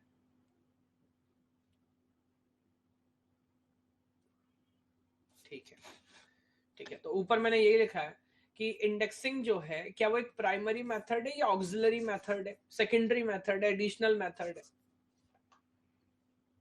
It is additional method. कोई आपको अगर पैसा बचाना है तो कोई जरूरी नहीं है इंडेक्सिंग करना, इस बात को समझ लीजिए। इंडेक्सिंग करते हुए बीच में कोई अपशगुन ये मत फैला देना कि सर बहुत पैसा खर्च हो गया, बहुत स्पेस खर्च हो गया। अगर पैसा बचाना है तो अपने घर बैठने का, इंडेक्सिंग करनी ही तब है जब हम क्या करने की सोच रहे हो, जब हम टाइम सेव करना चाह रहे हो। ये बात फॉलो कर पा रहे हो? Okay, so let me do one thing. हाँ, let me do one thing. Instead कि मैं बहुत सारे थ्योरेटिकल पॉइंट्स यहाँ पे डिफेंड करूँ ना, मैं बहुत आगे बट डायरेक्टली एक क्वेश्चन सॉल्व करना चाहता हूँ। Let me solve one question, and then based on that question बहुत सारे आइडियाज आपके क्लियर होंगे। उसी क्वेश्चन को यूज करके मैं आगे बढ़ूंगा, है ना।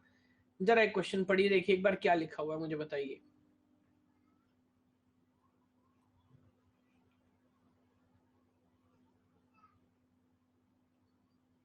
एक बार पूरा क्वेश्चन ध्यान से पढ़िए और मुझे बताइए क्या लिखा हुआ है। ओ, जरा 1 मिनट रुको भाई, मैं एक बार ये मेरा सिस्टम भी मुझे लगता है इस पे चल रहा है, मैं एक बार फाइबर कनेक्ट कर लेता हूँ।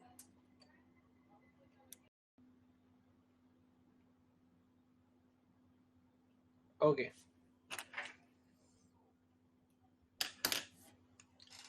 76 पे दो 8.1 आवर, और इनको कॉन्फिडेंस नहीं आता, इनको डर लगता है, ये अंडर मोटिवेटेड फील करते हैं। समझ रहे हो? क्वेश्चन ही नहीं समझ आ रहे सर, सारी कोशिश करके बहुत डिमोटिवेशन हो रहा है। बेटा डिमोटिवेशन तो होना ही है, आपको नहीं डिमोटिवेशन होगा तो किसको होगा बताओ?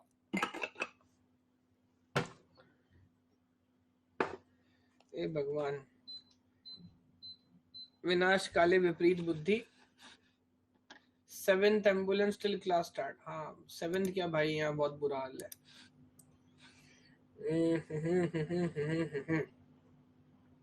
ठीक है, आइए look at this.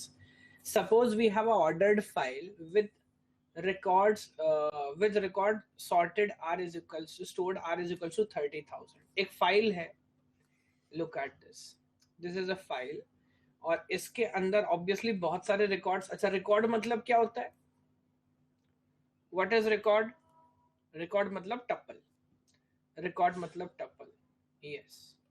So there's a file and it contain a number of records, yes. And how many records are there? 30,000 records are there like this. So obviously एक बड़ी database की फाइल है जिसमें टोटल कितने records हैं? 30,000 records हैं। क्या ये बात फॉलो कर पा रहे हैं? 30,000 records are there, yes. Now कह रहा है the block size B is 1024 byte। अब इस बात का क्या मतलब है? देखो, आप हाइपोथेटिकली कोई भी स्ट्रक्चर बनाओ, कोई भी आइडिया बनाओ, कोई भी डेटा स्ट्रक्चर बनाओ, अल्टीमेटली तो जाके मशीन में स्टोर होगा, इजंट इट? तो मैं बस एक बार आपको हल्का सा आइडिया देता हूँ, पूरी कहानी तो ऑपरेटिंग सिस्टम में पढ़ोगे।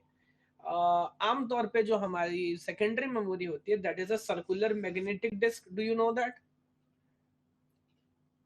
Now, that magnetic disk is divided into concentric circles called tracks, and each track is divided into sectors. Yes. Now, this part is called sector in operating system, but in DBMS, let me call it a block.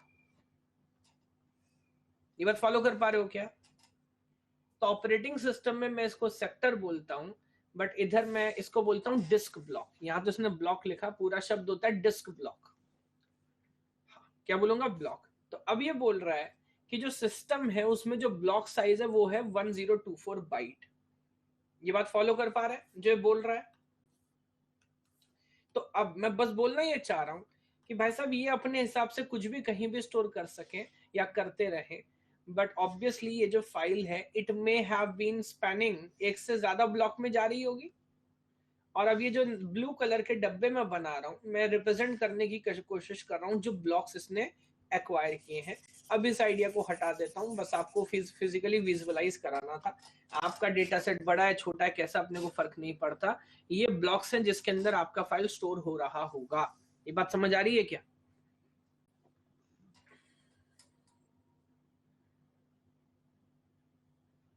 Okay, आगे लिखता है each record is of length 100 byte. कह रहा है हर record कितने bite का है? 100 bytes का है। That's great. अब suppose that the ordering file is this. अब ये छोड़ देता आगे की कहानी, स्टेप बाय स्टेप दो तीन ऑब्जर्वेशन आपसे कराता हूं। अभी जो डिस्कशन करूंगा स्टार्टिंग में क्वेश्चन पूछोगे कि नहीं पूछोगे? अभी जो डिस्कशन कराऊंगा सिर्फ जो करा रहा हूं उससे पूछना। अगर कोई मैं पॉइंट लिखा वो नहीं समझ आया पूछना। इसमें अपना ब्रह्म ज्ञान मत लगा देना, चुलबाजी नहीं करनी है। Sir you know physical indexing में जब कैंडिडेट कीज को हम लेंगे तो वेदर वो B+3 के साथ कैसा काम करेगा वो सब नहीं करना। जो पूछ रहा हूं जो बता रहा हूं बस वही पूछना। Okay, now let me ask you one question. एक ब्लॉक है, एक ब्लॉक है 1024 बाइट का, लिखा है इसने। एक ब्लॉक है 1024 बाइट का, यस। और एक रिकॉर्ड है 1000 बाइट का, एक रिकॉर्ड है 100 बाइट्स का। तो अगर मैं आपसे पूछूं एक डब्बे के अंदर कितना रिकॉर्ड आएगा, एक डब्बे के अंदर कैसे करेंगे? तो कैन आई से the number of records in a block is nothing but, पहली बार लिख रहा हूं तो पूरा पॉइंट लिखता हूं, it is block size divided by record size, block size divided by record size. Yes और नो? यस। यहां पर वैसे अगर आप मानो तो पूरा लिख देता हूं। Now this is technically known as blocking factor. इसको डीबीएमएस की भाषा में क्या बोलते हैं? This is called blocking factor. So blocking factor is block size divided by record size. और प्रॉब्लम क्या है, इधर जो ब्लॉक साइज है वो कितना है? ब्लॉक साइज है 1024, हैव ऑब्जर्वेशन टू दिस। और रिकॉर्ड साइज कितना है? रिकॉर्ड साइज है 100, that turns out to be 10.24। Yes. अब इस बात का टेक्निकल मतलब क्या, और मैं डेटा सेट ऐसे ले रहा हूं कि देख के आपको समझ आएगा कि यार 100 के 10 तो पूरे आ जाएंगे, 1000 भरेगा, लेकिन अपने पास ब्लॉक में 1024 है। तो अब ये जो आखिरी वाला रिकॉर्ड है ये पूरा नहीं आ पाएगा। बोलूं तो 24 बिट पहले ब्लॉक में जाएगा, 76 बिट्स या बाइट्स अगले में जाएगा। सही बात है क्या? इसलिए बोल रहा है कि 10.24 आएगा। ठीक है। अब अगेन जो इस पूरे सब्जेक्ट के, इस पूरे चैप्टर के डिस्कशन का मेन आइडिया है, इंपॉर्टेंट ज्यादा क्या है, टाइम या स्पेस? टाइम इंपॉर्टेंट है। क्या आप चाहते हो कि 24 बाइट बचाने के चक्कर में मैं एक रिकॉर्ड को 2 ब्लॉक में फंसा दूं? एक ब्लॉक ऊपर, आधा ऊपर चला गया, आधा नीचे चला गया, सो दैट बाद में अगर कोई वो रिकॉर्ड ढूंढना चाहे तो उस रिकॉर्ड की वजह से मुझे एक ब्लॉक चाहिएगा कि 2 ब्लॉक चाहिएंगे? उसकी वजह से 2 ब्लॉक कैश में लोड करने पड़ेंगे। डू यू अंडरस्टैंड कि लॉन्ग रन में कितना मुश्किल, कितना खराब होने वाला है ना? तो हमें एक लालच छोड़ना पड़ेगा। बताओ कैसा लालच? स्पेस बचाने का। एंड लेट मी से, नहीं भाई मैं पूरा नहीं लूंगा ना, let me take the lower bound of it. जो बचे वेस्ट हो जाने तो कोई टेंशन नहीं है, तो मैं सिर्फ 10 मान के चलूंगा। And now that is termed as unspanned mapping. हालांकि इस क्वेश्चन में लिखा है, आमतौर पे लिखेगा भी नहीं, डिफॉल्ट मान के चलते हैं। Now that is called unspanned mapping. तो अब सोचो अनस्पैन्ड मैपिंग का क्या मतलब हुआ, कि कोई ब्लॉक में एक रिकॉर्ड सिर्फ तब आएगा जब वो पूरा का पूरा आ पा रहा हो, वरना आधा अधूरा नहीं लिखेंगे, will go for lower bound. और जो लोग लिख रहे थे बिल्कुल सही लिख रहे थे। It's a correct example of internal fragmentation. It's a correct example of internal fragmentation because operating system की भाषा में बोले, that's a fix size partitioning scheme.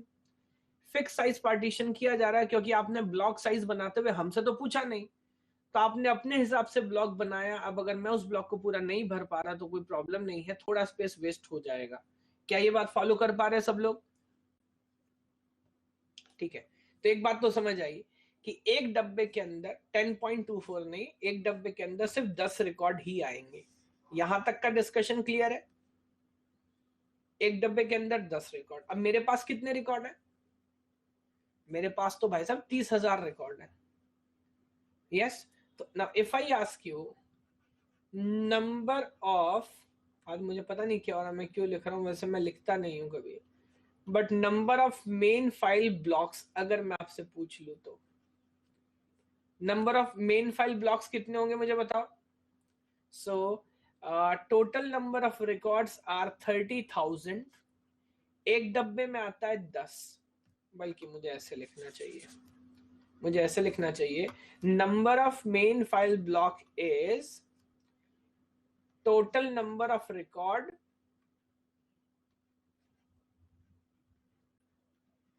divided by blocking factor। yes।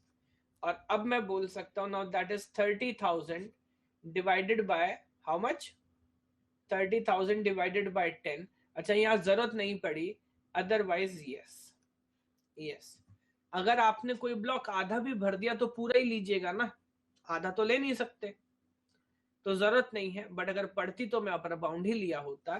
So now how many blocks are there?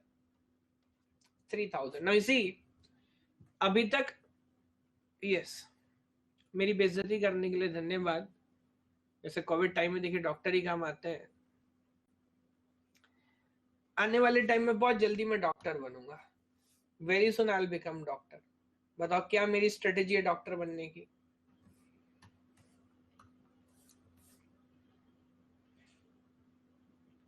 दो तरीके हो सकते हैं, दो तरीके हो सकते हैं डॉक्टर बनने के। पहला तरीका तो ये है कि कुछ समय के बाद मेरे स्टूडेंट ही प्रोफेसर बन जाएंगे। नहीं बनेंगे क्या? बनेंगे। एक दो तो बनने की प्रोसेस में ही है। फिर मैं उनसे बोलूंगा कि मुझे भी पीएचडी कराओ अपने अंडर में। अब फिर वो कंफ्यूज हो जाएंगे कि बेटा बोले कि सर बोले। बहुत नेट वाले बच्चे हैं यहाँ पे। फिर बोलूंगा मेरा थीसिस भी खुद ही लिखो, पेपर भी खुद ही लिखो, कुछ भी करो, मुझे पीएचडी कराओ। एक तरीका तो ये हुआ, यस। दूसरा तरीका हुआ कि जब नेता बनूंगा तो किसी भी यूनिवर्सिटी को पकड़ूंगा, उनसे जबरदस्ती बोलूंगा मुझे डॉक्टरेट की ऑनरी उपाधि दे दो, जबरदस्ती दो, ऐसे तो भी मैं डॉक्टर बन जाऊंगा, यस। और शॉल वॉल उड़ाओ, मेरा सम्मान करो, ऐसा बस बन जाऊंगा मैं डॉक्टर।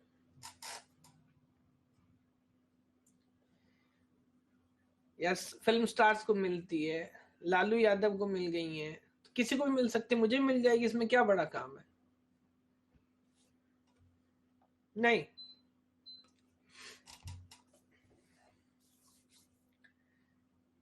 चलिए, नहीं, हिमंतिका तो इतने खुद ही दो चार पीएचडी कर लेगी, या एक उसकी चुरा लूंगा, ऐसा भी कर सकता हूं। चलो, अब देखते हैं कि आप में से कौन मेरे काम आता है, कौन पहले पीएचडी करेगा और फिर अपने अंडर में मुझे पीएचडी कराएगा। लेकिन मजाक कर रहा हूं, अगर मैं कभी गलत काम करने के लिए बोलूं भी तो मना मत करना, कहना कि हमें सर ने सिखाया था अच्छे काम करने हैं, तो ये बेवकूफी की बातें मत करो, मना कर देना, घबराना मत। चलो इधर आ जाओ। So now that is 10 and now that is 3000। मैं एक दो पॉइंट आपको याद दिलाना चाहता हूँ। ये डू यू अंडरस्टैंड कि वो फाइल जिसमें 30,000 रिकॉर्ड थे, उसको स्टोर करने के लिए 3,000 ब्लॉक भर गए डिस्क के? यस और नो?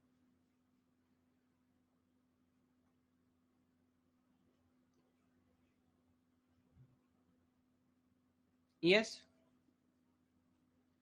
ये क्या आप लिख रहे थे बीच में? मैम नहीं पूछती कि क्लास में आप हिमंतिका हिमंतिका। देखो, वैसे तो शक की कोई दवाई है नहीं, और अगर हिमंतिका इतनी इंपॉर्टेंट होती फिर मैम आती क्यों?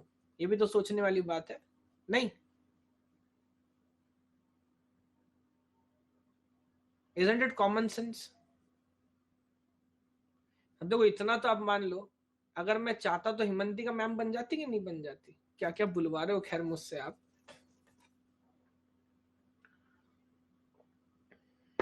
बट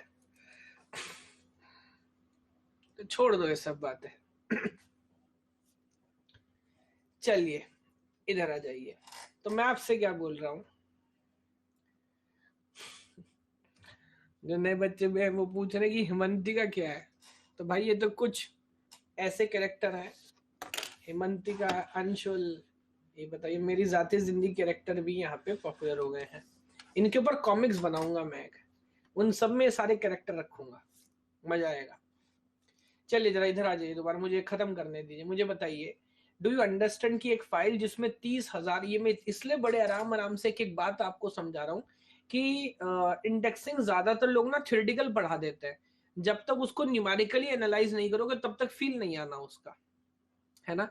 तो एक फाइल जिसमें 3,000 रिकॉर्ड है ना, उस फाइल को स्टोर करने में 30,000 रिकॉर्ड्स हैं, उसको स्टोर करने में 3,000 ब्लॉक का खर्चा हो गया। फॉलो कर पा रहे हो? 3,000 ब्लॉक्स। और आमतौर पे एक मान लो कि एक ब्लॉक मतलब एक पेज मान लो, तो ये बहुत बड़ी बुक है जिसमें लगभग 3,000 पेजेस हैं, चलेगा? ये एक बहुत बड़ी बुक है जिसमें 3,000 पेजेस हैं। चलो बहुत अच्छे, अब जरा मुद्दे पे वापस आते हैं। आप मुझे बताओ, अच्छा एक और चीज, जब हम किसी डेटा को सर्च करते हैं, है ना, तो अच्छा मुझे अलग से बात बतानी चाहिए आपको। जब हम किसी डेटा को सर्च करते हैं तो वी हैव अ प्लेटर, यानी कि बहुत सारे डिस्क होते हैं, सही बात है क्या? और साथ में एक असेंबली होती है हेडर की, जो हर डिस्क के दोनों सरफेस पे रीड राइट हेडर कनेक्ट करके रखता है। अब जब आप डिकोड करते हो, तो क्या करोगे? सबसे पहले आप आइडेंटिफाई करोगे कौन से डिस्क पे जाने का है, एड्रेस देख के पता लगेगा, आगे सिखाऊंगा आपको आर्किटेक्चर में और ऑपरेटिंग सिस्टम में। तो पहले आप डिस्क आइडेंटिफाई करोगे, फिर डिस्क का भी सरफेस आइडेंटिफाई करोगे। फॉर एग्जांपल ये 1 2 3 4 डिस्क का ऊपर सरफेस पे जाना है। उसके बाद आप ट्रैक आइडेंटिफाई करोगे, और तब कहीं जाके पता लगेगा उस ट्रैक के किस ब्लॉक में डेटा लिखा हुआ है। क्या बात फॉलो कर पा रहे हो?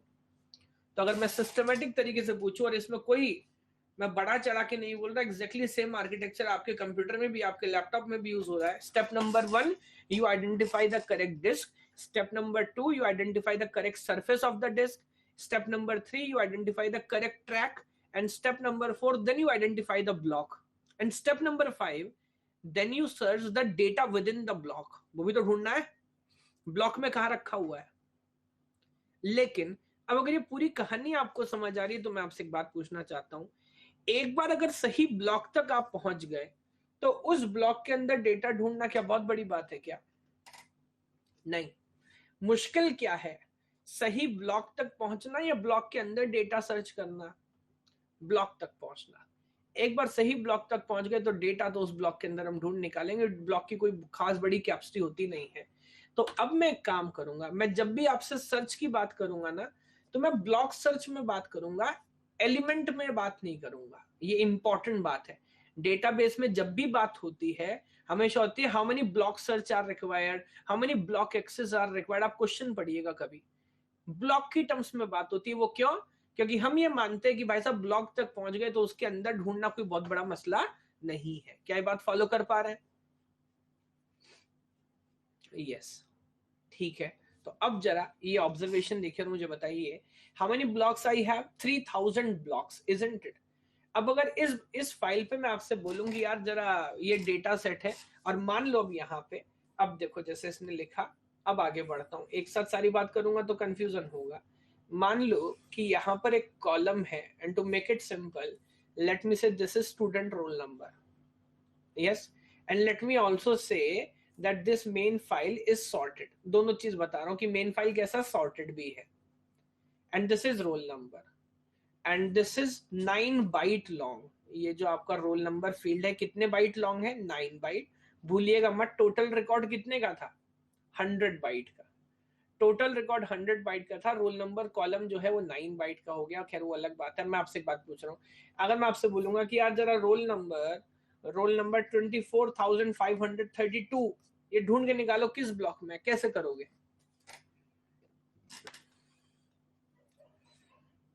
रोल नंबर 24,532 ये किस ब्लॉक में ढूंढ के निकालो, कैसे करोगे?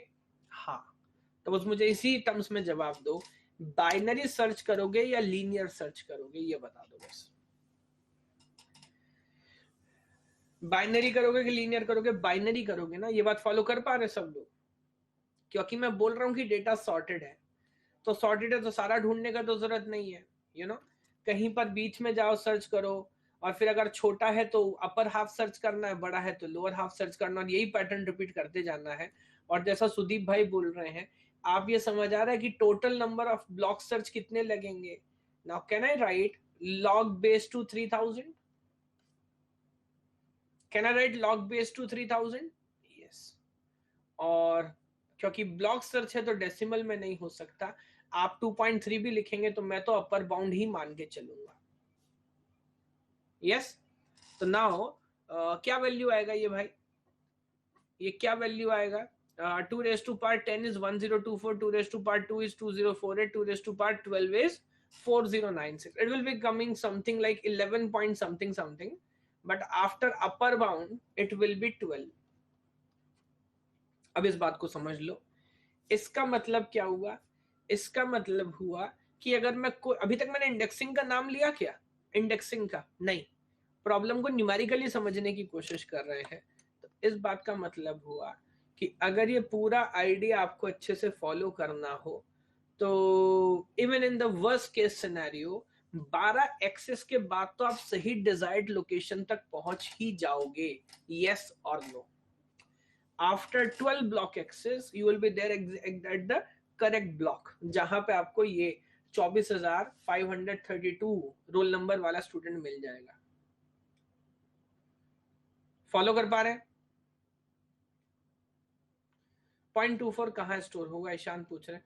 बेटा 0.24 स्टोर नहीं हुआ, बस उतना स्पेस वेस्ट कर दिया हमने, इसीलिए तो ज्यादा खर्चा किया है। फॉर एग्जाम्पल अगर मैं आपसे एक बहुत साधारण बात पूछूं, ऐसा देखो, मुझे बताओ एक मेरे पास कितने ब्लॉक थे, ऐसा सोचो मेरे पास कितने ब्लॉक थे, एक सिंपल मैथमेटिक्स, मेरे पास कितने ब्लॉक कह रहा हूं, छोड़ो, मेरे पास कितने रिकॉर्ड थे, मेरे पास 3000 रिकॉर्ड थे। हर रिकॉर्ड कितने बाइट का था, हर रिकॉर्ड 100 बाइट का था। और जिन डब्बों में मैं इसे स्टोर कर रहा था, जिन ब्लॉक्स में कर रहा था, हर ब्लॉक 1024 बाइट का था। यही कैलकुलेशन थी ना? आई एम सॉरी, ये भी रिकॉर्ड कितने थे, 30,000 ना, let me make one more zero, yes. तो 30,000 record, each of size 100 byte and I have block of size 1024। अगर ये बात सच है, just give me a second, मुझे बताओगे क्या आ रहा है कैलकुलेट करके? 30,000 into 100 डिवाइड बाय 1024, आंसर आ रहा है एग्जैक्टली अगर बोलूं तो 29.68। प्लीज हैव ऑब्जर्वेशन, छोटी छोटी बातें देखने से क्लैरिटी बढ़ती है। जबकि हमने यहां तो कैलकुलेशन से समझ आ रहा है कि 2929 ब्लॉक का खर्चा होगा, जबकि हमने कितने ब्लॉक खर्चा किए हैं, 3000। बताओगे डिफरेंस क्यों आ रहा है, why this difference is coming? आप समझ रहे हो ईशांत? तो भाई साहब हर ब्लॉक में 24 बाइट वेस्ट किया है हमने, इजंट इट? वरना तो पूरा भर दिए होते तो आंसर 2929 आया होता। बट हर ब्लॉक का आखिरी 24 बाइट वेस्ट कर दिया हमने, आप ऐसे मान के चलो। लेकिन रिकॉर्ड स्टोर सिर्फ तभी कर रहे हैं जब पूरा आ रहा हो। बताओ ऑब्जर्वेशन कर पा रहे हैं क्या?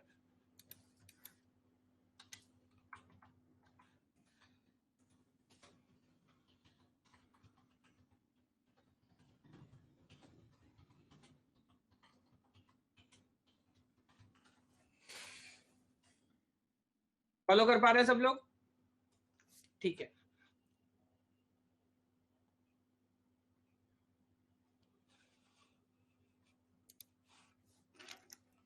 अब जरा आगे आ जाते हैं। देखिए मान लेते हैं मैं कोशिश करता हूं कि इस पे इंडेक्सिंग करूं। अब इतना तो आपको पता है, जो पहले मैंने बहुत सारी थ्योरेटिकल कहानी सुनाई, उससे आगे मेरा काम करना आसान होगा। सर हर रिकॉर्ड में 9 बिट एक्स्ट्रा लग रहा है, तो वो बचे हुए 24 बिट को एक्सीड करेगा। हर रिकॉर्ड में 9, पहली बात तो वो बिट नहीं, वो बाइट है, चाहे आप इधर पढ़िए, है ना, चाहे आप इधर पढ़िए। दूसरी बात मैंने वहां भी क्लियर किया था, जब टोटल रिकॉर्ड 100 का है और वो 9 है, तो ये अलग से नहीं है भाई साहब, ये बचा हुआ जो भी बचा उसको मान लीजिए 91 है। तो मैं तो सिर्फ आपको बताऊं ना एक कॉलम का स्पेसिफिक लेंथ क्या, अदरवाइज ओवरऑल लेंथ 100 ही है, उसमें कोई चेंज नहीं किया। डोंट मेक इट 109 और समथिंग एल्स।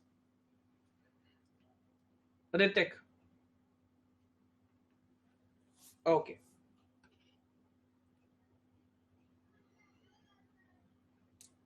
अब मैं बोल रहा हूं क्या इस फाइल का इंडेक्सिंग कर सकते हैं हम? Can we do indexing? Yes. अब इंडेक्सिंग करने की कोशिश करते हैं, क्या सही होगा क्या गलत होगा, एक बार मुझे बताइएगा। एक बात तो तय है, इंडेक्स फाइल लॉजिकली बड़ा बनता है कि रिलेटिवली बहुत छोटा बनेगा?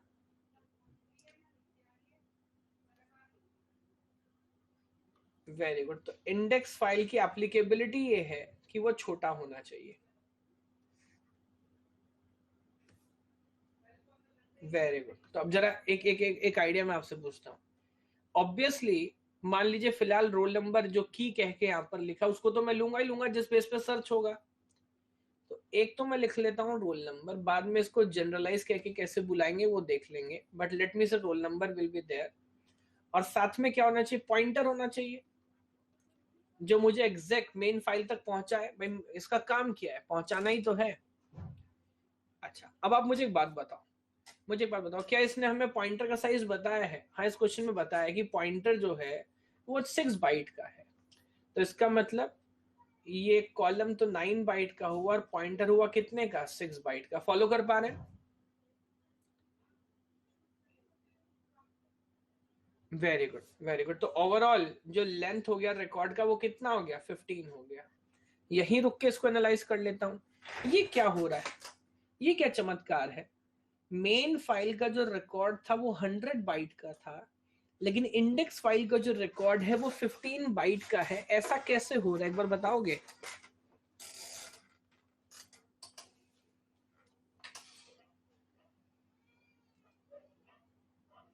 Very good.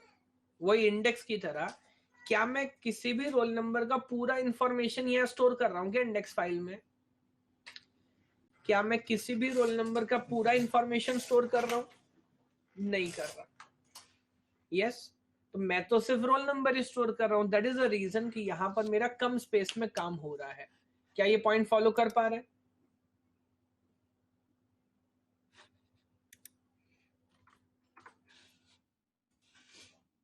Very good. Sir 6 नहीं समझ आया। क्या नहीं समझ आया कि 6 कहां से आया? बेटा क्वेश्चन में लिखा है और यूज करने से पहले अंडरलाइन भी किया है मैंने। जो डेटा यूज कर रहा हूं उसको अंडरलाइन कर रहा हूं। अब ऑब्वियसली पॉइंटर का लेंथ क्या होगा ये मुझे पहले से थोड़ी पता हो सकता है, वो तो क्वेश्चन में गिवन है। यस। अच्छा, तो अब मुझे एक बात बताइए, ये बात तो आपको समझ आ गई कि 100 कम होके 15 कैसे हुआ। मुझे पता नहीं, हो सकता है मैं इस बात पे ज्यादा कॉन्सेंट्रेट कर रहा हूँ, बट जब तक आप ये बात समझेंगे नहीं आपको इंडेक्सिंग का फील नहीं आएगा कि एक्चुअली इंडेक्सिंग काम करता कैसे है। अब अगली बात, मुझे बताओ यहाँ पे मेन फाइल में कितनी एंट्री है ओवरऑल, याद करके बताओगे? मेन फाइल में कितनी एंट्री है? मेन फाइल में 30,000 एंट्रीज है। अगर मैं सारी की सारी एंट्री यहां पे रखूंगा तो क्या इंडेक्स फाइल बहुत लेंथी हो जाएगा? हाँ। और इंडेक्स फाइल जितना बड़ा होगा उसको बनाने की सार्थकता, यूजेबिलिटी उतनी ही खराब होती जाएगी। अगर आप 1300 पेज की कोरमैन का इंडेक्स भी 500 पेज में बना देंगे तो इंडेक्स कौन पढ़ेगा फिर? इंडेक्स का पूरा गेम ही यह है कि इंडेक्स छोटा होना चाहिए। फॉलो कर पा रहे? तब एक बात समझिए, एक एडवांटेज मैं उठाना चाहता हूं अभी। ये जो मेरा मेन फाइल है सॉर्टेड है कि अनसॉर्टेड है? मेन फाइल सॉर्टेड है। तो क्यों ना एक काम करें, और आमतौर पे ऐसा किया जाता है, क्यों किया जाता है अभी समझेंगे हम। अच्छा एक और बात मैं आपको पहले ही बता रहा था ना कि क्या काम करना मुश्किल है, ब्लॉक तक पहुंचना कि ब्लॉक के अंदर डेटा तक पहुंचना। ऑलरेडी इस पॉइंट को हमने नोट किया है, ब्लॉक तक पहुंचना मुश्किल है। एक बार आप ब्लॉक तक पहुंचा दो फिर तो अपन देख लेंगे। तो हमारे एग्जाम्पल में अगर मान लो कि हमने 10-10 रिकॉर्ड स्टोर किए हैं, तो यहाँ रहा होगा रोल नंबर 1, इधर रहा होगा रोल नंबर 11, इधर 21, इधर 31 and so on and so for. Follow कर पा रहे हैं? तो अपन एक काम कर रहे हैं, हम कह रहे हैं भाई हम हर ब्लॉक का सिर्फ पहला एंट्री ही इंडेक्स में रखेंगे। क्या बोल रहा हूं मैं? हर ब्लॉक का पहला एंट्री। तो late me say this is 1 and 11 and 21 and 31 and so on and so for. और आखिरी एंट्री क्या आएगी? 29991, something like this.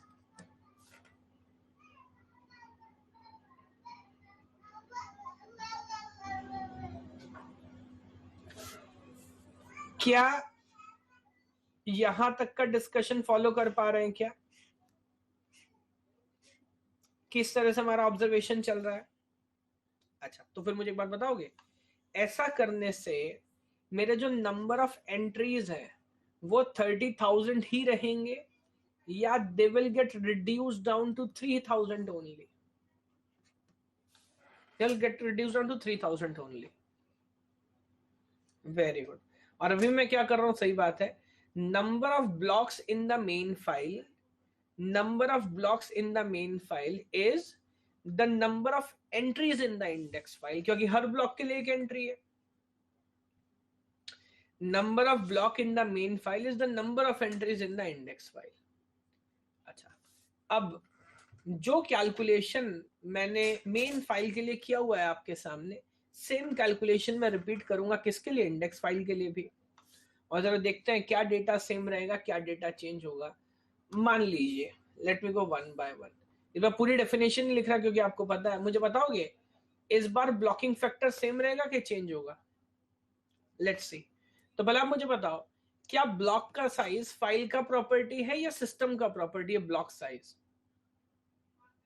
Block size is system property, वो मैं चेंज नहीं कर सकता. तो ब्लॉक साइज तो 1024 ही रहेगा. लेकिन इंडेक्स फाइल का जो रिकॉर्ड है वो बड़ा छोटा सा है, वो सिर्फ 15 बाइट का है. मेन फाइल का रिकॉर्ड 100 का था, ये सिर्फ 15 का है. और आप जानते हैं कि हम लोअर बाउंड करते हैं क्योंकि स्टोर तभी करेंगे जब पूरा आएगा. तो 1024 को जब आप डिवाइड करेंगे 15 से, it will be 68 point something something. और जैसा कई लोग ऑलरेडी कैलकुलेट करके बता रहे हैं, रिड्यूस डाउन होकर दैट विल बी 68. यस, तो ये चमत्कार कैसे हुआ? मेन फाइल में सिर्फ 10 रिकॉर्ड आ पाते थे, इधर 68 आ रहे हैं. वो इसलिए क्योंकि भैया रिकॉर्ड बहुत छोटा है. ब्लॉक का साइज तो सेम है बट रिकॉर्ड बहुत छोटा है. क्या ये ऑब्जर्वेशन क्लियर है सभी को? आगे बढ़ते हैं. अब अगर ये देखना है कि टोटल कितने ब्लॉक लगेंगे तो कैसे करें? अब हमारे पास टोटल कितने रिकॉर्ड है इंडेक्स फाइल में? टोटल रिकॉर्ड है 3000. अभी 10 मिनट पहले हमने कैलकुलेट किया. और एक ब्लॉक के अंदर कितने रिकॉर्ड आते हैं? 68. अभी आपने कैलकुलेट किया 10 सेकंड पहले. और आप जानते हैं कोई रिकॉर्ड इस बार आधा भी भरेंगे तो पूरा ही कंसीडर करना पड़ता है. तो इस बार लोअर बाउंड करेंगे क्या अपर बाउंड? इस बार करेंगे अपर बाउंड. आई थिंक ये सॉल्व करोगे it will be 44 point something something. and after the upper bound that will become 45. Yes, after the upper bound that will become 45. Now please try to understand. पूरी कहानी खत्म होने के बाद main file ने 3000 block लिए थे, जबकि इंडेक्स फाइल लगभग 45 ब्लॉक में ही खत्म हो गया. क्या कोरमैन जैसा ही ऑब्जर्वेशन हुआ है? 1300 पेज की बुक 30 पेज में खत्म हो गई. एक बुक जिसमें 33,000 ब्लॉक फिल हुए थे, उसका इंडेक्स फाइल सिर्फ 45 में खत्म हो गया. और आप जानते क्यों? क्योंकि ना हमने सारा डेटा स्टोर किया, और जो स्टोर किया वो भी पूरी तरह नहीं किया, उसका सिर्फ इंपॉर्टेंट इंफॉर्मेशन ही हमने स्टोर किया है. यस और नो? अब आप मुझे बताओ एक अगली बात. इंडेक्स फाइल, जैसा मैंने स्टार्टिंग में ही आपसे बोला था, इंडेक्स फाइल कभी कभार सॉर्टेड है या हमेशा सॉर्टेड है? इंडेक्स फाइल तो हमेशा सॉर्टेड है. तो अगर अब मैं इंडेक्स फाइल के थ्रू सर्च करूंगा तो यहाँ पे लीनियर सर्च लगाऊंगा या यहाँ पर भी बाइनरी सर्च लगा सकता हूं? इधर भी बाइनरी सर्च लगा सकता हूं.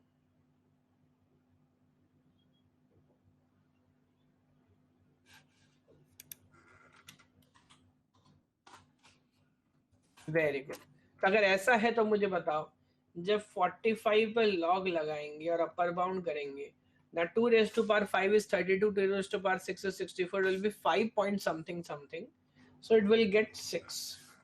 yes, अच्छा एक बात समझिए, ये कुछ इस तरह है कि आपके पास 45 पेज का इंडेक्स है.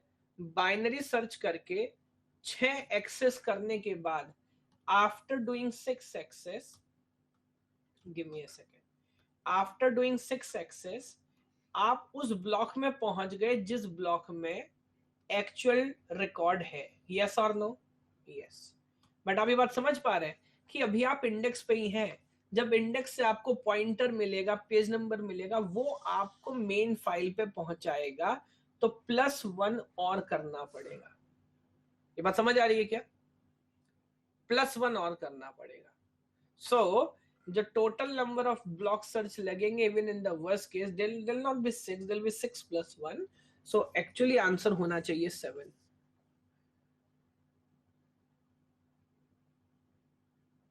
अब आप मुझे बताओ, पूरा आइडिया न्यूमेरिकली फॉलो करने के बाद क्या फाइनली आपको इंडेक्सिंग का एडवांटेज समझ आ रहा है क्या? जो काम करने में पहले हमें कितने ब्लॉक एक्सेस लग रहे थे? 12।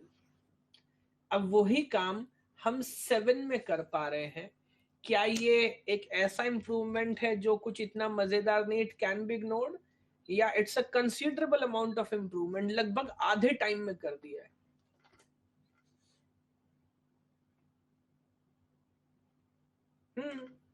तो बहुत जबरदस्त इंप्रूवमेंट है। सो अब आप मुझे बताओ, आपको समझ आ रहा है इंडेक्सिंग कैसे करते हैं, क्या आइडिया होता है और कैसे ये फायदेमंद भी होती है?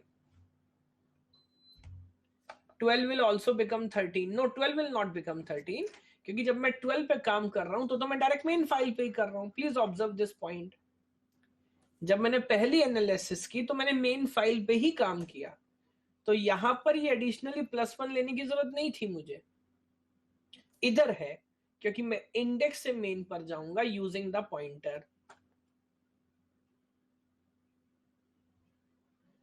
लेकिन आप एक बात देख रहे हैं कि पूरी की पूरी जो सक्सेस है इंडेक्सिंग की, ये बहुत सारे पॉइंट्स पे डिपेंड करती है। 2-3 ऑब्जर्वेशन कराना चाहूंगा। ये सारा काम शायद इसलिए इतना अच्छा इसलिए लग रहा है क्योंकि मेन फाइल सॉर्टेड थी या अनसॉर्टेड थी? मेन फाइल सॉर्टेड थी। और उससे भी इंपॉर्टेंट, या बल्कि मुझे पूरी बात बोलनी चाहिए क्योंकि फाइल सॉर्टेड बोलने से नहीं चलेगा, मुझे बोलना चाहिए जिस एट्रीब्यूट पे मैं इंडेक्सिंग करना चाह रहा था उस एट्रीब्यूट के रिगार्ड में सॉर्टेड थी। सही है क्या? मेरी बात समझ पा रहे हैं? जिस एट्रीब्यूट पे मैं इंडेक्सिंग करना चाह रहा था उस एट्रीब्यूट के रिगार्ड में सॉर्टेड थी। सही बात है। एक और बात, हमने यहां पे क्या हर किसी को एंट्री दी? नहीं। हर किसी को एंट्री देते भाई साहब तो सिस्टम बड़ा स्लो हो जाता। कुछ ही सिलेक्टेड लोगों को एंट्री दी, हालांकि उससे कुछ परेशानी होगी। मान लीजिए किसी को सर्च करना है 27, कैसे करेगा? बताओ जरा, सोचो एक बार। अगर किसी को सर्च करना है 27, कैसे करेगा? सो 1 पे जाएगा, 11 पे जाएगा, 21 पे जाएगा, 31 पे जाएगा, और 31 पे जाके श्योर हो जाएगी 21 का पॉइंटर लेके कहां पहुंच जाता हूं? उस ब्लॉक में जहां 21 है। अब क्योंकि फाइल सॉर्टेड है तो मुझे पता है आगे कहीं 27 लिखा मिल जाएगा। और मैं आपको बार बार बोल रहा हूं, ब्लॉक के अंदर ढूंढना तो इतनी बड़ी बात वैसे भी नहीं है। एक तरीके से ट्रेन ने आपको 21 तक पहुंचा दिया, उसके आगे पैदल चले जाना कितनी बड़ी बात है? वो तो कांस्टेंट टाइम बोल सकते हैं। करेक्ट?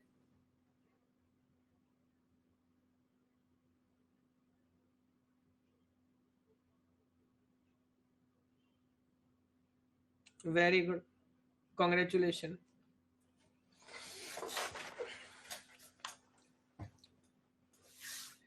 तो मुझे बताएं, अब जरा एक दो पॉइंट मैं आपको याद दिला दूं, क्योंकि इंडेक्सिंग बहुत सारे टाइप की होती है, जिसमें से एक इंडेक्सिंग होती है उसको बोलते हैं प्राइमरी इंडेक्सिंग। जो पहला इंडेक्सिंग हम पढ़ते हैं उसको क्या बोलते हैं? Primary indexing. नाउ वाई, यहाँ पे जो मैंने इंडेक्सिंग किया, एक है लिखा भी है क्वेश्चन में प्राइमरी इंडेक्सिंग। यहाँ पे जो इंडेक्सिंग किया, क्या मैंने प्राइमरी की पे किया? नोट करिए जरा इस पॉइंट को। हाँ, तो जब प्राइमरी की को एट्रीब्यूट मानते हुए, सर्च एट्रीब्यूट मानते हुए उस पर इंडेक्सिंग की जाए उसको प्राइमरी इंडेक्सिंग बोलते हैं। प्राइमरी की के अंदर क्या मेन फाइल सॉर्टेड होना जरूरी है?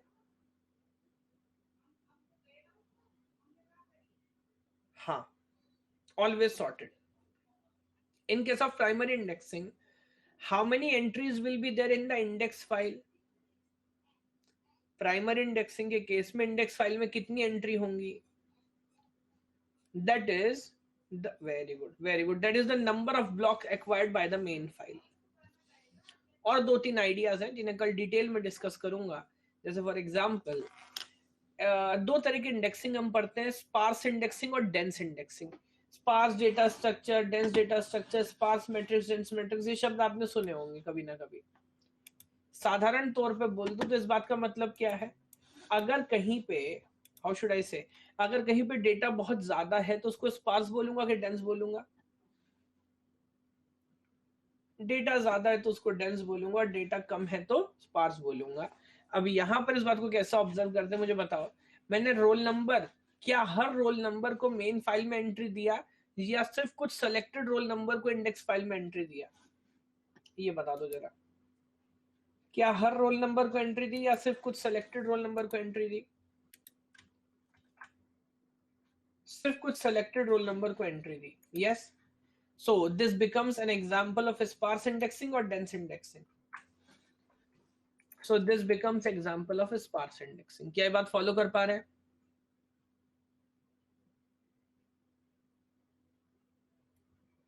Very good.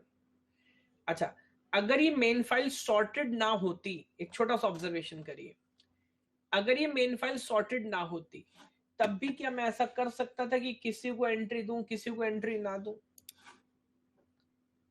उस केस में अगर 27 चाहिए तो पता ही नहीं ना 27 कहां पे है, 27 21 के नीचे है कि ऊपर है कि किधर है। शायद उस केस में तो हर वैल्यू को एंट्री देना पड़ता। यानी कि अगर कोई, मैं भी नाम नहीं लेना चाहता, मगर इंडेक्सिंग प्रॉब्लम है कि मेन फाइल अनसॉर्टेड है, तो in that case the number of entries in the main file is same as the number of entries in the index file. Main file में जितना एंट्री होगा उतना सेम एंट्री मुझे index file में भी रखना पड़ेगा, है ना? Fair enough. तो इसमें बहुत सारे आइडियाज होंगे जो इन डिटेल हम ऑब्जर्व करेंगे। पीपीटी वैसे आपके पास है, आई डोंट नो अभी आपने कुछ ऑब्जर्व किया है कि नहीं। और एक छोटी सी बात और बता दूं, अभी तो हम सिर्फ इंडेक्सिंग समझ रहे हैं, प्रैक्टिकली क्या रहता है? प्रैक्टिकली भी यही होता है जो आपको बता रहा हूं, ये हाइपोथेटिकल नहीं है, प्रैक्टिकली है। यस। अच्छा, एक बात और बताता हूं। अच्छा, आप पूछ रहे हैं सॉर्टेड क्या अनसॉर्टेड?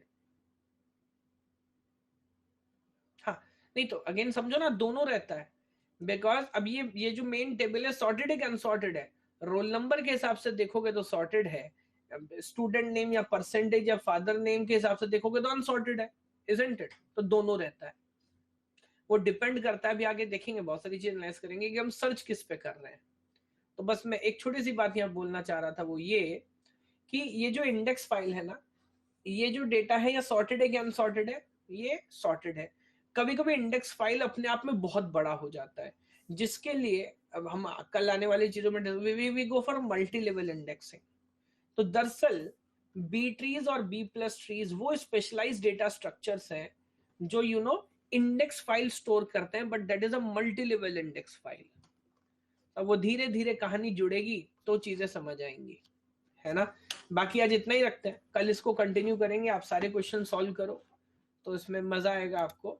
और अगेन एक मेरी स्पेशल क्लास है, अगर आपने नया ज्वाइन किया है या इस तरह का कोई सिनेरियो है यूट्यूब पे आज 9:30, तो आप ये क्लास ज्वाइन कर सकते हो, जिसमें कोई भी कंफ्यूजन, कोई भी doubt about the platform, about the subscription, तो you can come in to this class and can ask your question. 9:30 to 10:30 on YouTube. Yes, चलिए, आज तबीयत थोड़ा ठीक है इसलिए, चलो बहुत अच्छा, very good, okay, bye bye.